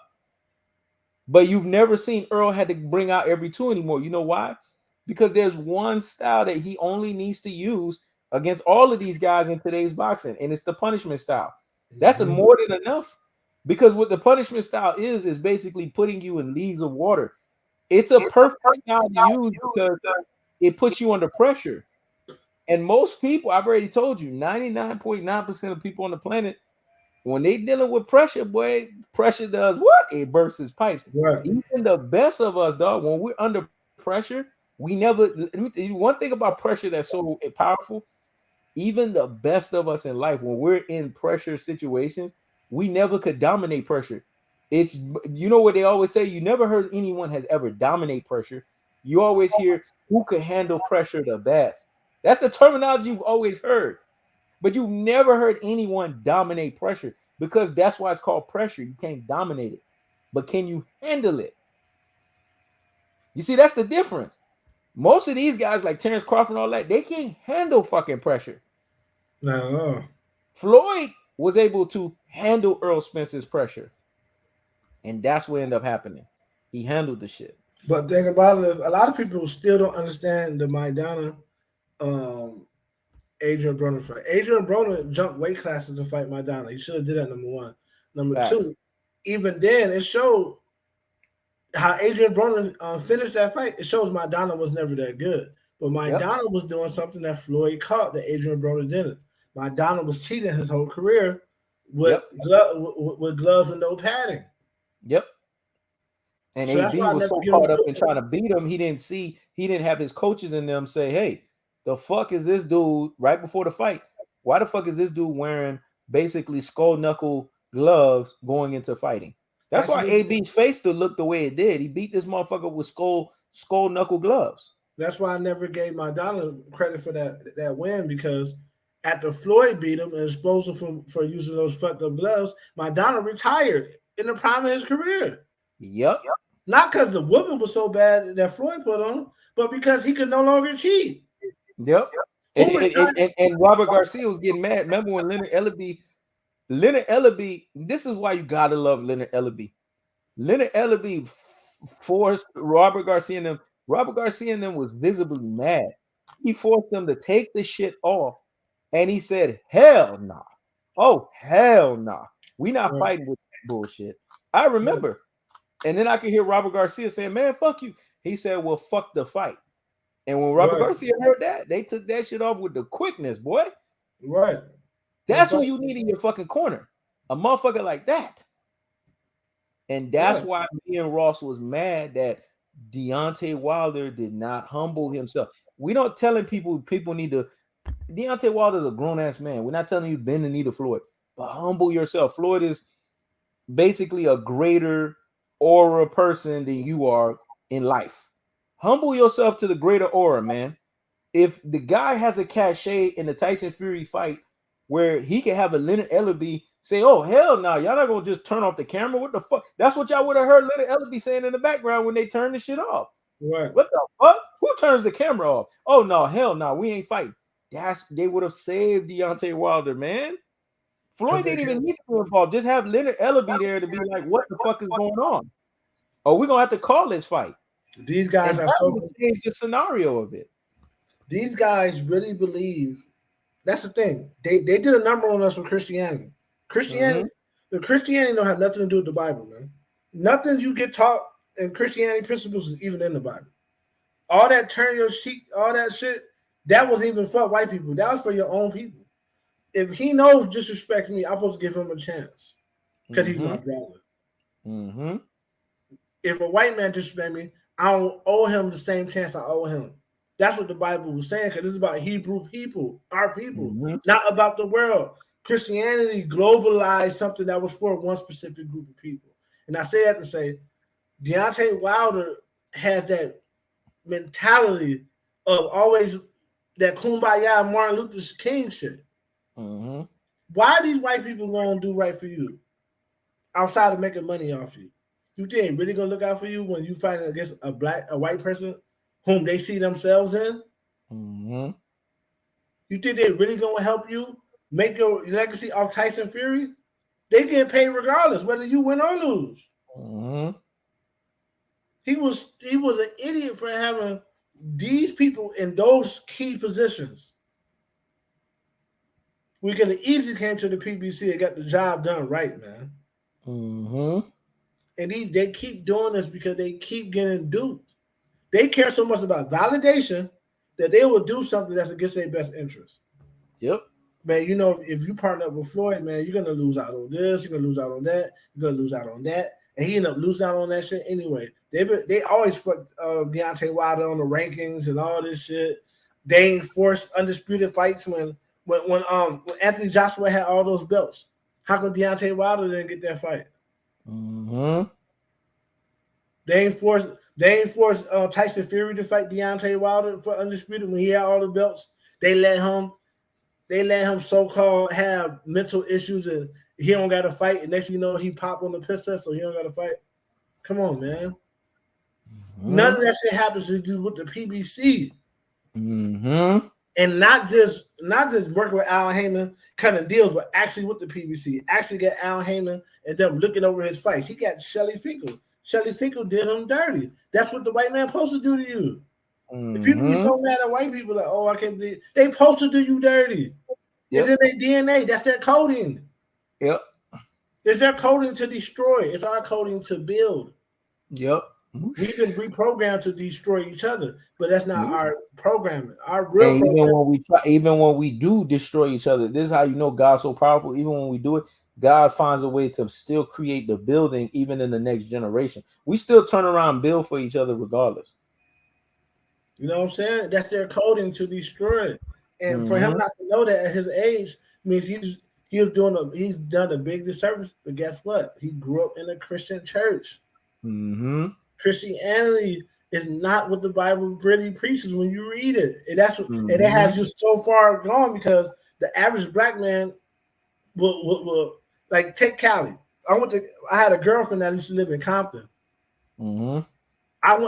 I'm from Chicago. I want to go to the store. I'm going to the store, man.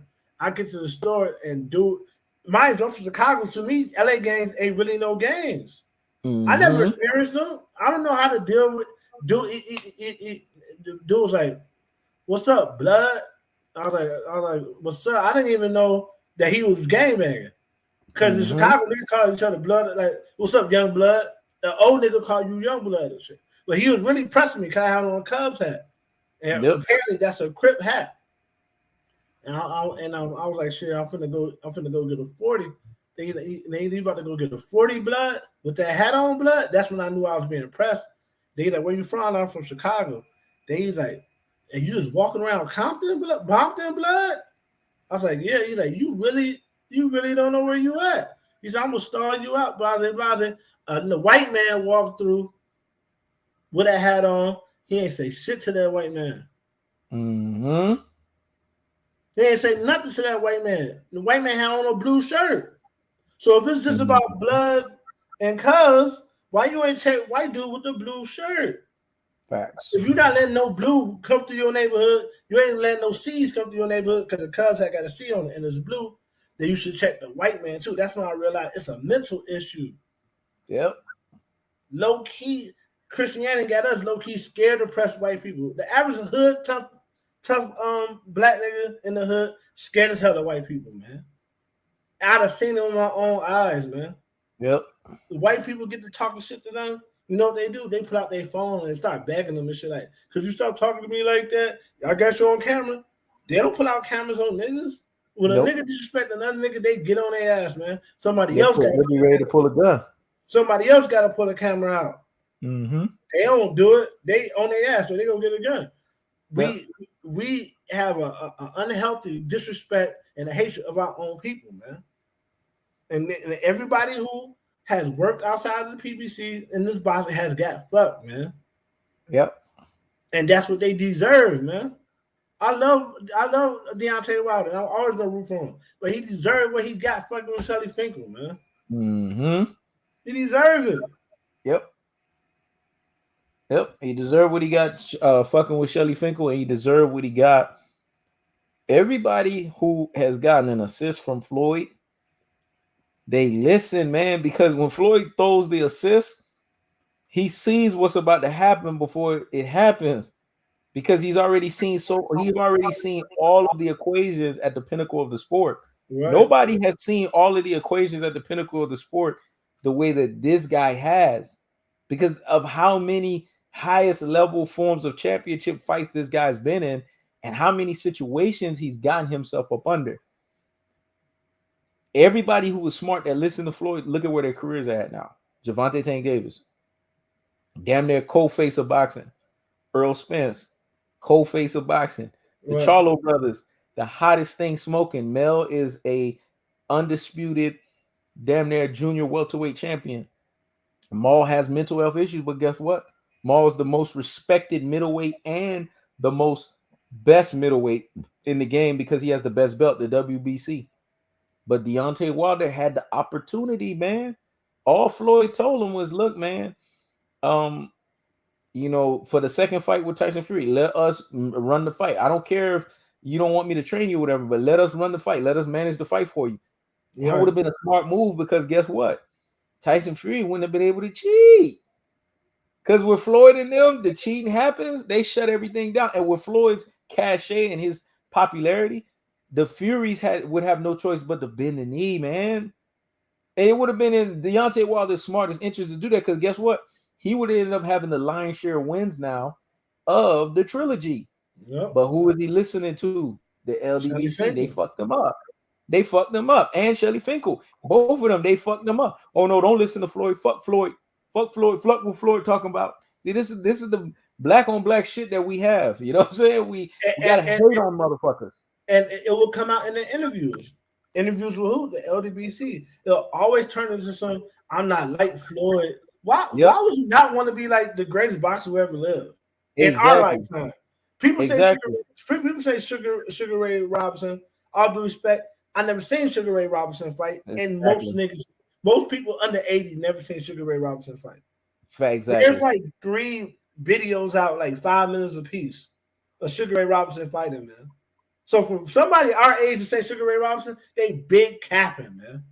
Exactly. Big dumb capping. The big sombreros that the Mexicans be wearing, they wearing them, man. They big capping. And you can't say Muhammad Ali too, because he's a different generation. But the reason why I can say he's better than Muhammad Ali because I've seen all Muhammad Ali's fights, and Floyd Mayweather is just a better boxer than Muhammad Ali.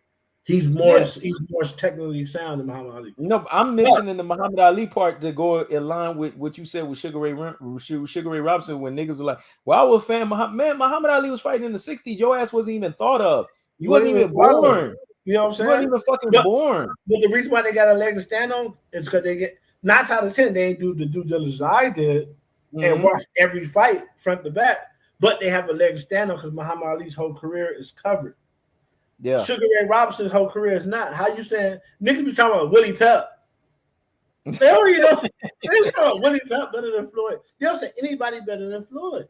So no, or niggas go into this group thinking mindset where they just want to say a name so that they can sound like they know boxing, man. I hate when people do boxing. But at the end of the day, when you say Sugar Ray Robinson, you basically telling me all you do is listen to ESPN and you don't know shit about boxing because you never seen Sugar Ray Robinson fight. Yeah, you never seen him fight. So how is he better? You know what I'm saying? That's like me saying Wilder got played. Thank you. That's like me saying Jack Johnson. even though Jack Johnson is one of my favorite fighters, it's like me saying Jack Johnson is better than Lennox Lewis. Jack Johnson was whooping on little white boys, whooping their ass, and they deserved their ass whoop. But I don't think he could have did Lennox Lewis like that. It would have been closer to fights. He'd have been there with Lennox Lewis. You know what I mean? But at the same time, what niggas need to understand is this. Stop always looking for reasons not to deal with black people and look for reasons to deal with black people.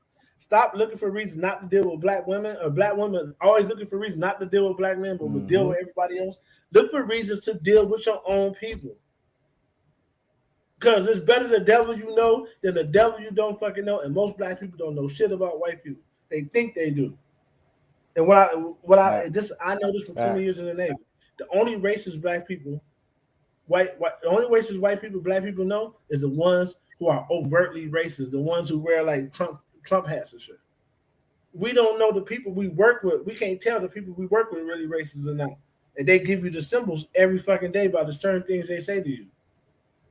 And I tell motherfuckers all the time, put any white person, black, white man, white woman, you name it, put them in under pressure situation with a black person, they will show you their true colors, and that shit never fails.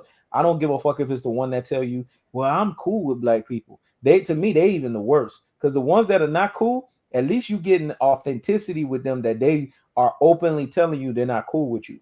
The ones that tell you, well, I'm cool, put all of their ass in fucking a pressurized situation and watch them fold. They all fold, all of them. It's in their DNA.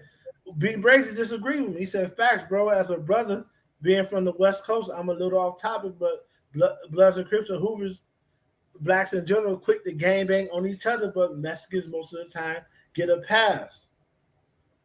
You want to know why? We have a hatred of each other, bro. Yep. That's why. Yep. We have a hatred of each other, man. We don't understand. That's been covered in the Bible. You seen that even when, and this is how fucked up our people are. Floyd does a Moses type of thing, right? Where he comes in and he basically says, "Let my people go," from the tyranny of the old school principles of what boxing was when it was in under the shackles of basically black men were slaves up under these white promoters and these types of promoters, right? Slave their backs, Mm-hmm. beat the shit out of them, get them brain dead, and then retire them. Floyd comes in, changes that dichotomy, right? And what they end up doing, turn on him. That's what they did to Moses, right? Moses came in, got Pharaoh to release his people, release God's people. Moses takes these people away, basically lead them to the promised land. Through their roads of getting there, what happened? They get caught up in the snares and the traps of, damn, man, we miss the old ways. We miss the old enslaved ways. We miss the way Right. things were because they're used to that familiarity of being under the mental shackles. They're used under the familiarity of being under that mental slavery mindset. That's the same thing you see with a lot of these quote unquote black YouTube channels, quote unquote black supposed for you this and that, but in actuality, they speaking no different than a top rank. They're speaking no different than an Eddie Hearn. They're speaking the same language that these people were. Notice when Devin Haney went to fucking DAZN, they was all for Eddie Hearn because they're all for the slave master's mindset. When he Yep. then jumped to top rank, they jumped on, woo, that was a great decision. They were all for the slave master's mindset.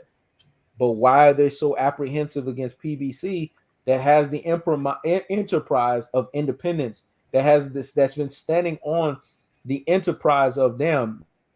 You being a black person, you can be your own boss. You can have your own control. You can have this. This is why you saw even Terence Crawford, and that's why they wanted Terence Crawford so bad. That's why I know they spoke covertly to support Errol Spence, but in reality, they always wanted Terence Crawford because Terence Crawford more fit their ideology. Because Terence Crawford will always shoot down the idea that Errol Spence was his own boss. Like, man, you ain't your own boss, man. PBC, they, out hemming and then run you or whatever. Right. He would Because run with the because he wasn't his own boss. he wasn't his own boss. Right. And that's what happens when our own people see that another version of our own people are doing better. Instead of us scratching our heads and being like, well, damn, hold up. He's doing better. So what can I do to do better myself? They turn around and they do this. Now I gotta hate on that because that's too much progress for us. I want us to all be in that same bubble. Remember, misery loves company. So this is why they tried to get Terence Crawford and use him as the poster child. Notice how they were pushing Terence Crawford to be the poster child and to be the face of Black Prime. There's a reason behind that. Let me give you the subliminal reasons behind that. And that's gonna, because I know once I say it's gonna create a light bulb in Ross's head. They were basically telling you their ideology all along. Their Mm-hmm. ideology all along is the type of Negro that Terence Crawford is. This is the type of Negroes we are. This is how we think. So we're gonna Yep. galvanize our mindset behind this Negro because he is the poster child of our ideology and how we think all fucking along. PBC guys are the black guy at work that daps you up, might smoke a cigarette with you if you smoke cigarettes. Here's all the black gossip and goes to the boss and say, man, such stuff's in the strip club all night, man. That's the reason why he late, man. Blah blah blah. Yep. These motherfuckers out back smoking this and third. He's the PBC guy, the LDBC guys are the yesser bosses at work, man. Yep. Those are guys, man. Yep. Those are the ones that's telling on you. You don't know how they finding out this shit. You don't know how Yep. they found about when you say you was sick, but shit, you said fucking shit. I was sick. They gave me these extra days off. I'm finna slide to Vegas. You wonder how your boss found out? Buddy ass went back and told your boss, got you on camera and shit. Facts. Whole time. The whole That's time. the LDBC. That's these guys. They're the guys at work that other black people don't fuck with. Yep. That's them. Facts. Right. That's the reason why he ducking Usyk, because they're not gonna allow him to cheat against a white man. You're That's why not. Tyson Fury don't want to fight Usyk.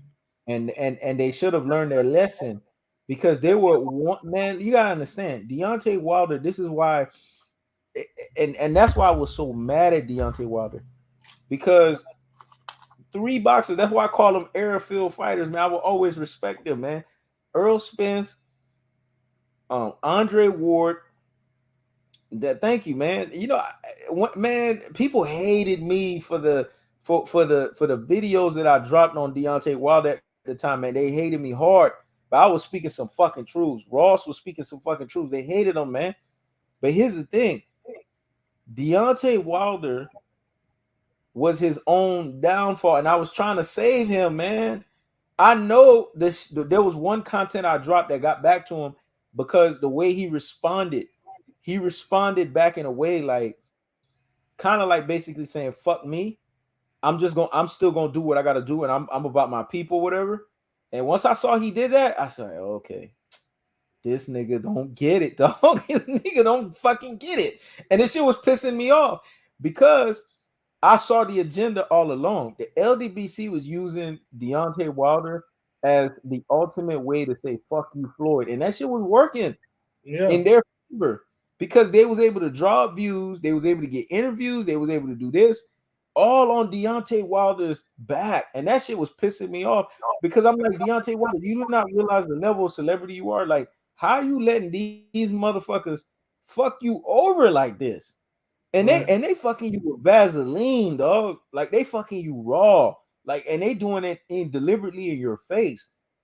You got people that have no kinds of professional decorums, male or female, getting in your face, dapping you up on interviews or whatever. Like this is a fucking barbecue cookout. Man, this is a professional thing where you're interviewing somebody. This ain't no fucking cookout where you're supposed to be asking them professional questions about boxing. At least act like you know what the fuck you doing there. And they didn't even act like they knew what the fuck they was doing. They was just like, oh, we just gonna give it a homie vibe. And I don't have a problem with that. We're giving it a vibe of your people, but at least make it professional. And it was like they were really bringing Deontay Wilder down, his image down, and everything to the point to where Deontay Wilder got to the point where he said, "Fuck you, Floyd." Never said it before. Then started saying it, and I said to myself, you know what? Here's the curse that's gonna happen with Deontay Wilder. It's called the Mayweather curse. Because what niggas don't realize is every time you go against Floyd Mayweather, there's a curse that falls on your ass. And I said it's about to fucking happen. And this shit about to happen right now. And that's what when once he spoke against Floyd, he was speaking against black. It's not about Floyd, because no man is greater than no man. It's about what Floyd represented. He spoke against black independence. So because he spoke against black independence and he stayed under a black prisoner's mindset, he ended up getting fucked under a black prisoner's mindset. And the black prisoner's mindset ended up screwing him. As a matter of fact, I have one person here in the chat here that basically was telling me that I was hating on blue blood. Where's blue blood at now? I'm glad you showed up. Where's blue blood? Remember when I told you this shit was gonna fail after one fucking fight? I don't hear you saying, but damn, he knows you was right. And I told you Terence Crawford was gonna crawl right back to fucking PBC. You was the main one that told me I was hating on something when I was telling the truth. What the fuck I need to hate on blue blood for? Who the fuck is blue blood for me to hate on him? I was trying to tell you the truth, but you wouldn't fucking listen. And now you seeing everything I told you pan out. Now you running back like a fucking cockroach over here. Hey, do me a favor and pull up Mr. Vegas comment real quick. Just real fast. Can we say y'all basically doing the same thing them gangbangers be doing, going after the black people and not old media or these new white tubers? First of all, we go after that I'm talking about. That basically hold on, you know. He's the one that I'm talking about. Yeah. We go after the white YouTubers. We go after old media. But old media and the white YouTubers have black Uncle Toms. They have black house slaves that you have to go after as well. Because they're the ones who are in amongst the community, amongst us, acting as if they're one of us, but they're really ravenous wolves in sheep clothing. Facts. All skin folks ain't kin folks.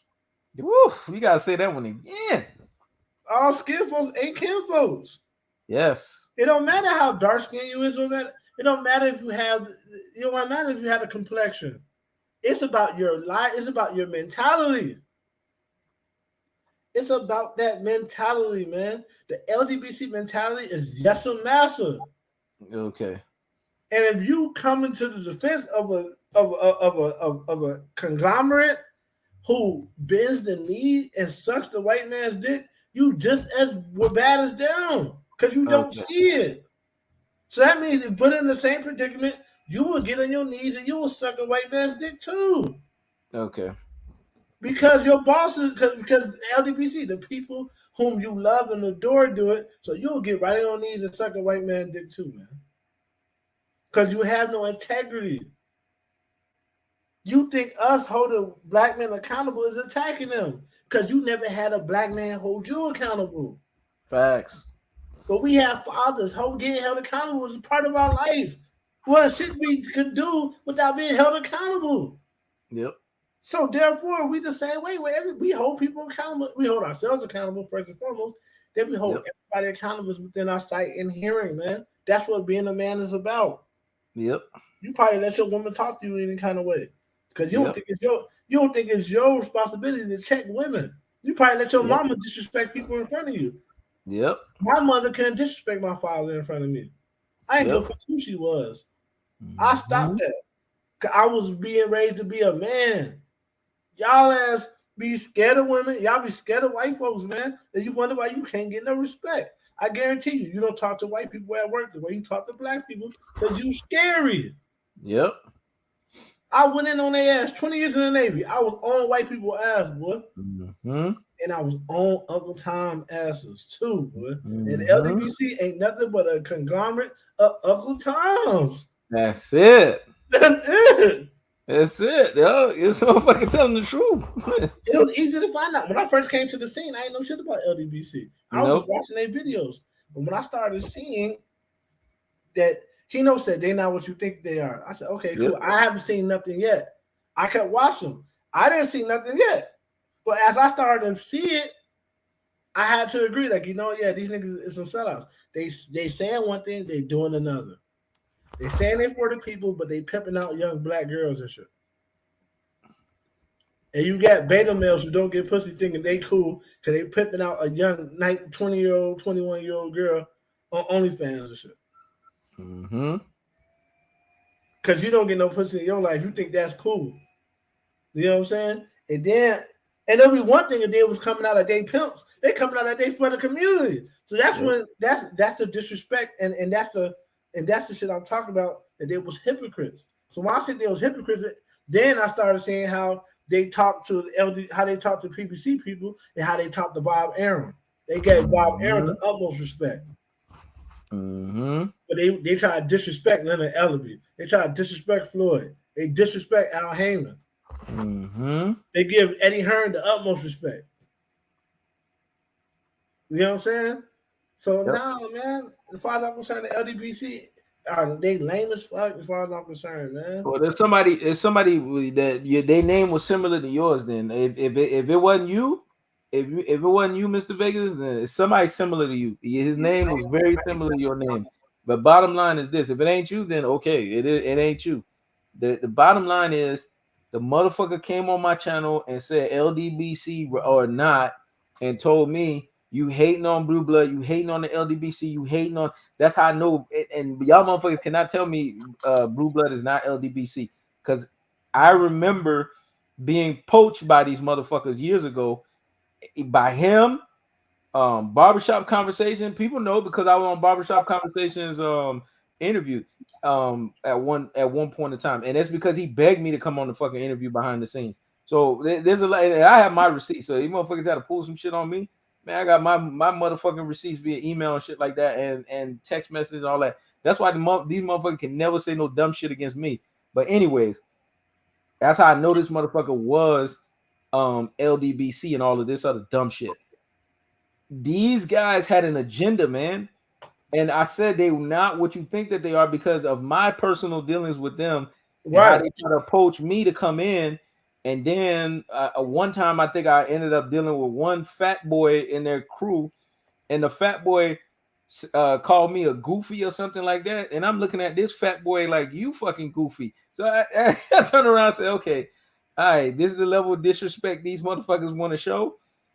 Automatically I said, oh, he must really be intimidated by me and what I bring to the table. So I said, okay, they starting to reveal themselves. I ain't fucking with this motherfucker, so I ain't fucking with them. Right.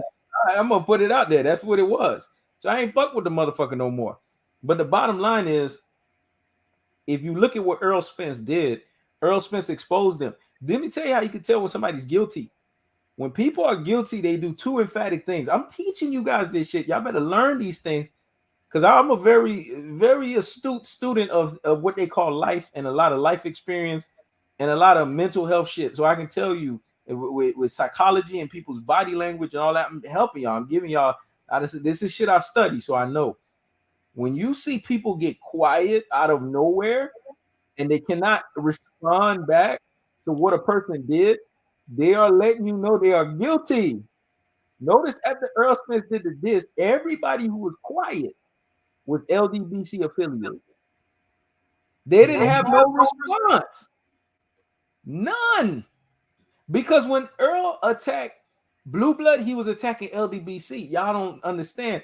Earl was basically doing the reenactment. He was doing the reincarnation of what Floyd did to them. He was doing the same thing all over again. What Leonard Ellerbe opened the floodgates when Leonard Ellerbe put Blue Blood Sports TV's name on blast. That was kind of like the way to basically say, this is the beginning of exposing you. And then Earl was basically the exposure, to the point to where Blue Blood got a video saying Earl showing him love after that. And if a dude do a full interview with you, he's not showing you love. You just happen to have a mic in his fucking face, and y'all Right. motherfuckers falling for this shit. How he showing you love? He dissed you. Right. Beta males. No, you gotta understand. That was his way of trying to do damage control. Yeah, like, he was trying to he made himself look desperate. Like, bro, we all see this shit. He's trying to do damage control, but it ain't working. And niggas ain't falling for that shit. How is he showing you love? You have the mic in his face. He's still gonna talk to you, but he still kept saying over and over again, weren't you the one that turned to Terence Crawford? He's Right. reiterating it. So he's not showing you love. He's actually letting you know that I'm going to be professional here and I'm going to get through this interview, just like Leonard Ellerbe. Leonard Ellerbe was still professional, got through the interview, but Leonard Ellerbe excoriated his ass through the whole interview. Earl Spence kept reminding him through the whole interview he was a turncoat motherfucker. And this is what it is with the LDBC. They are turncoat. They covertly root for PBC, but they're inherently and factually going with people that are not PBC. They are anti-PBC, but Yes. they will act like they're pro-PBC to save face with their black fans. Yep. But the thing about it is, Errol Spence actually dissed him when he asked him about what happened with Black Prime. Yes. He said, "What happened to that shit that you and Terence Crawford ran off and did?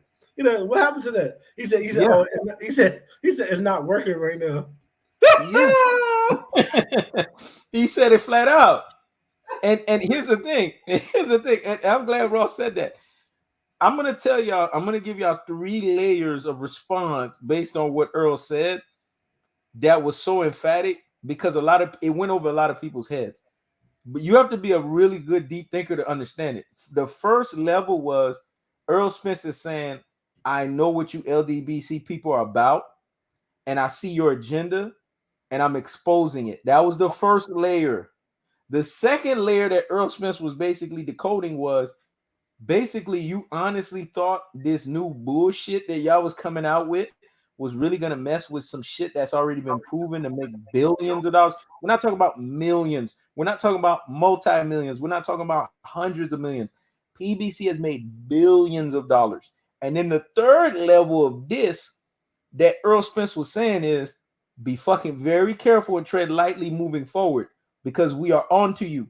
He said all of that in saying so many words. But see, y'all wouldn't catch all of that. Yeah, you gotta really be a deep thinker to understand how much he said in those little words. I broke it down for y'all.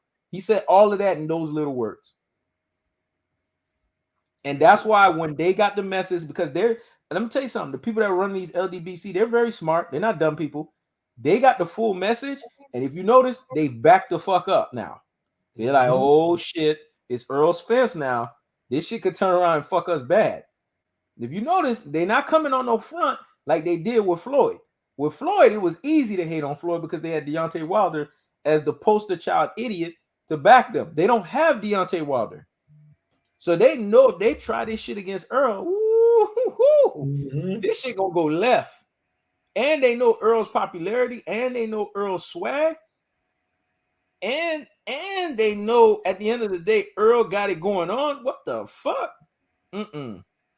Man, Ross, I know you gotta go. But the bottom line is this. And thank you always for your precious time, man. Because people don't realize our time is very precious. And I thank that brother for taking time out to do this with me. The bottom line is this, man. Earl put LDBC on motherfucking notice. Oh, Mr. Vegas said I can't find the super chat. Y'all got to catch up, man. Mr. Vegas, listen, man. We got the banner up right there, man. In the banner, and I'm gonna put it right here. Tom Ross got a Venmo. Do you have Venmo? Let me give you the motherfucker's Venmo, man. At Thomas. Give you his Venmo. Go ahead and put it up on the big thing so they can see it, I guess. Right here. Bum.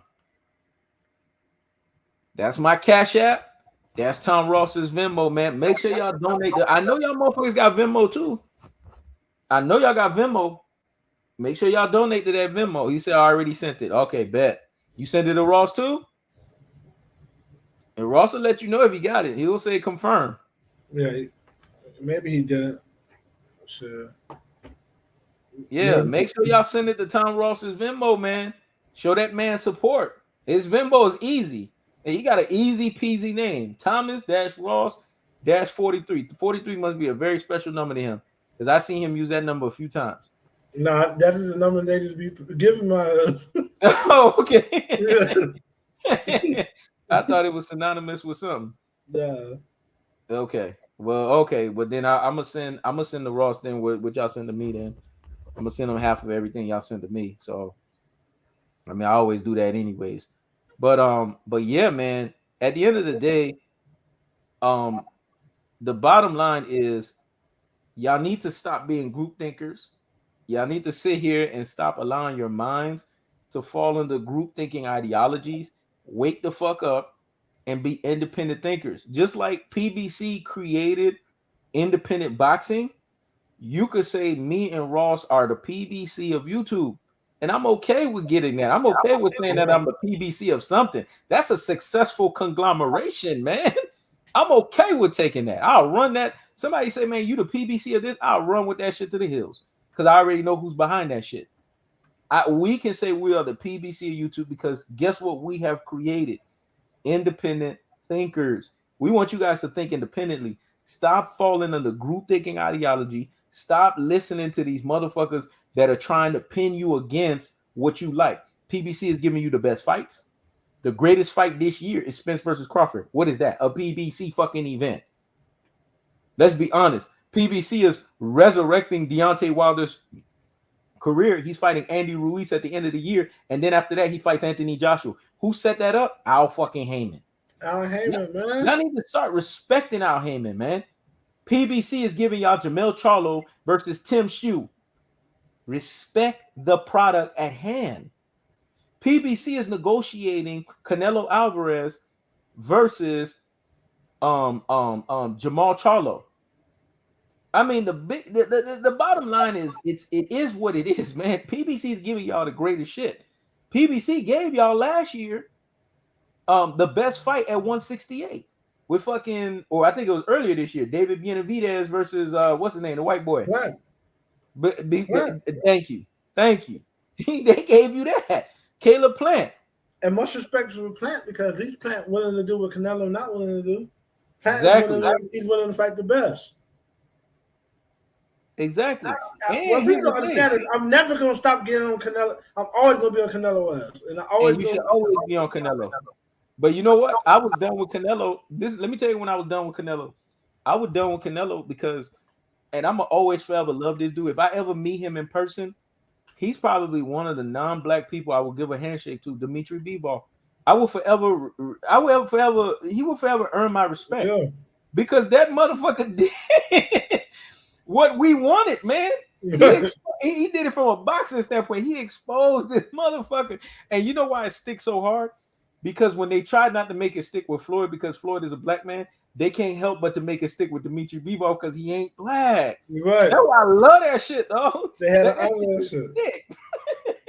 And he ain't just beat him up. He just outboxed him. He outboxed him to the point to where Canelo was so visibly frustrated, he forgot about boxing. He started doing WWE shit. Right.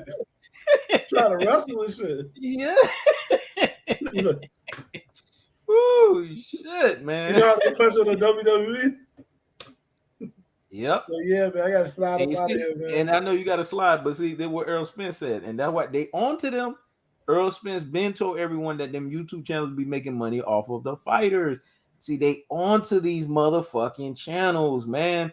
That's why these motherfuckers been quiet ever since. It's that simple, man. Ross, it's been real. Appreciate the time you was able to give. We was able to enlighten a lot of people, and at the same time, we was able to get a lot of people rolling and flowing. You know what I'm saying? And we was able to get people to leave here with a little bit more of independent thinking. Make sure y'all go to At the End of the Day with Tom Ross TV. I cannot stress this shit enough. Go to the channel, subscribe, like, comment, share. The link has been in the fucking screen the whole time. Go to Amazon, collect the man's fucking book, man. I'm gonna put the banner up again. It has the link for the fucking book. Go get the man's fucking book, bro. Like, show this man fucking support. You know what I'm saying? Go to his Venmo, donate at Thomas-Ross-43. Y'all know, man, if y'all feeling good, donate over here with my Cash App. You know what I'm saying? And at the end of the day, you guys want that fire content. Y'all want basically for us to continue to give y'all shit that's well in advance. Just basically show us the love by helping us break the fucking shadow ban. And the way to help us break the shadow ban, because the reason why I use Fresh and Fit podcast as an example, they did it. They're big, and every day they are shadow banned, but they keep saying the reason why they're able to push their content is because of the love. When they be having 13,000, 14,000 people in their fucking lives. That's breaking the shadow ban. That's making that shit bend the fucking knee to where they still have to show the shit. That's what y'all need to be doing with us, man. Make these motherfuckers bend the fucking knee. Raw should be getting every short. Raw should be getting minimum 10K. Minimum. Every fucking short. Now his shorts do high numbers. And I'm just saying every short, even the ones that are not doing the numbers, every one of them motherfuckers should be doing minimum 10K. Me on the other hand, every fucking video I drop should be doing minimum 1 fucking K, man. There shouldn't be a reason why that's not happening. Because we giving you the 2 best shit, and we've been predicting the shit, and we've been telling you the shit since 2018. That gives us more than enough stock. That gives us more than enough root, and that gives us more than enough investment to where you see all of these copycats and duplicators on YouTube. Why go to them when you can just come to the originators that's giving you the best shit? It's that fucking simple, man. Anything else you want to say, Ross, before we leave? Nah, man. Let's set it off. He's tapped out, man. All right. It's been easy. Be real. Peace. Peace.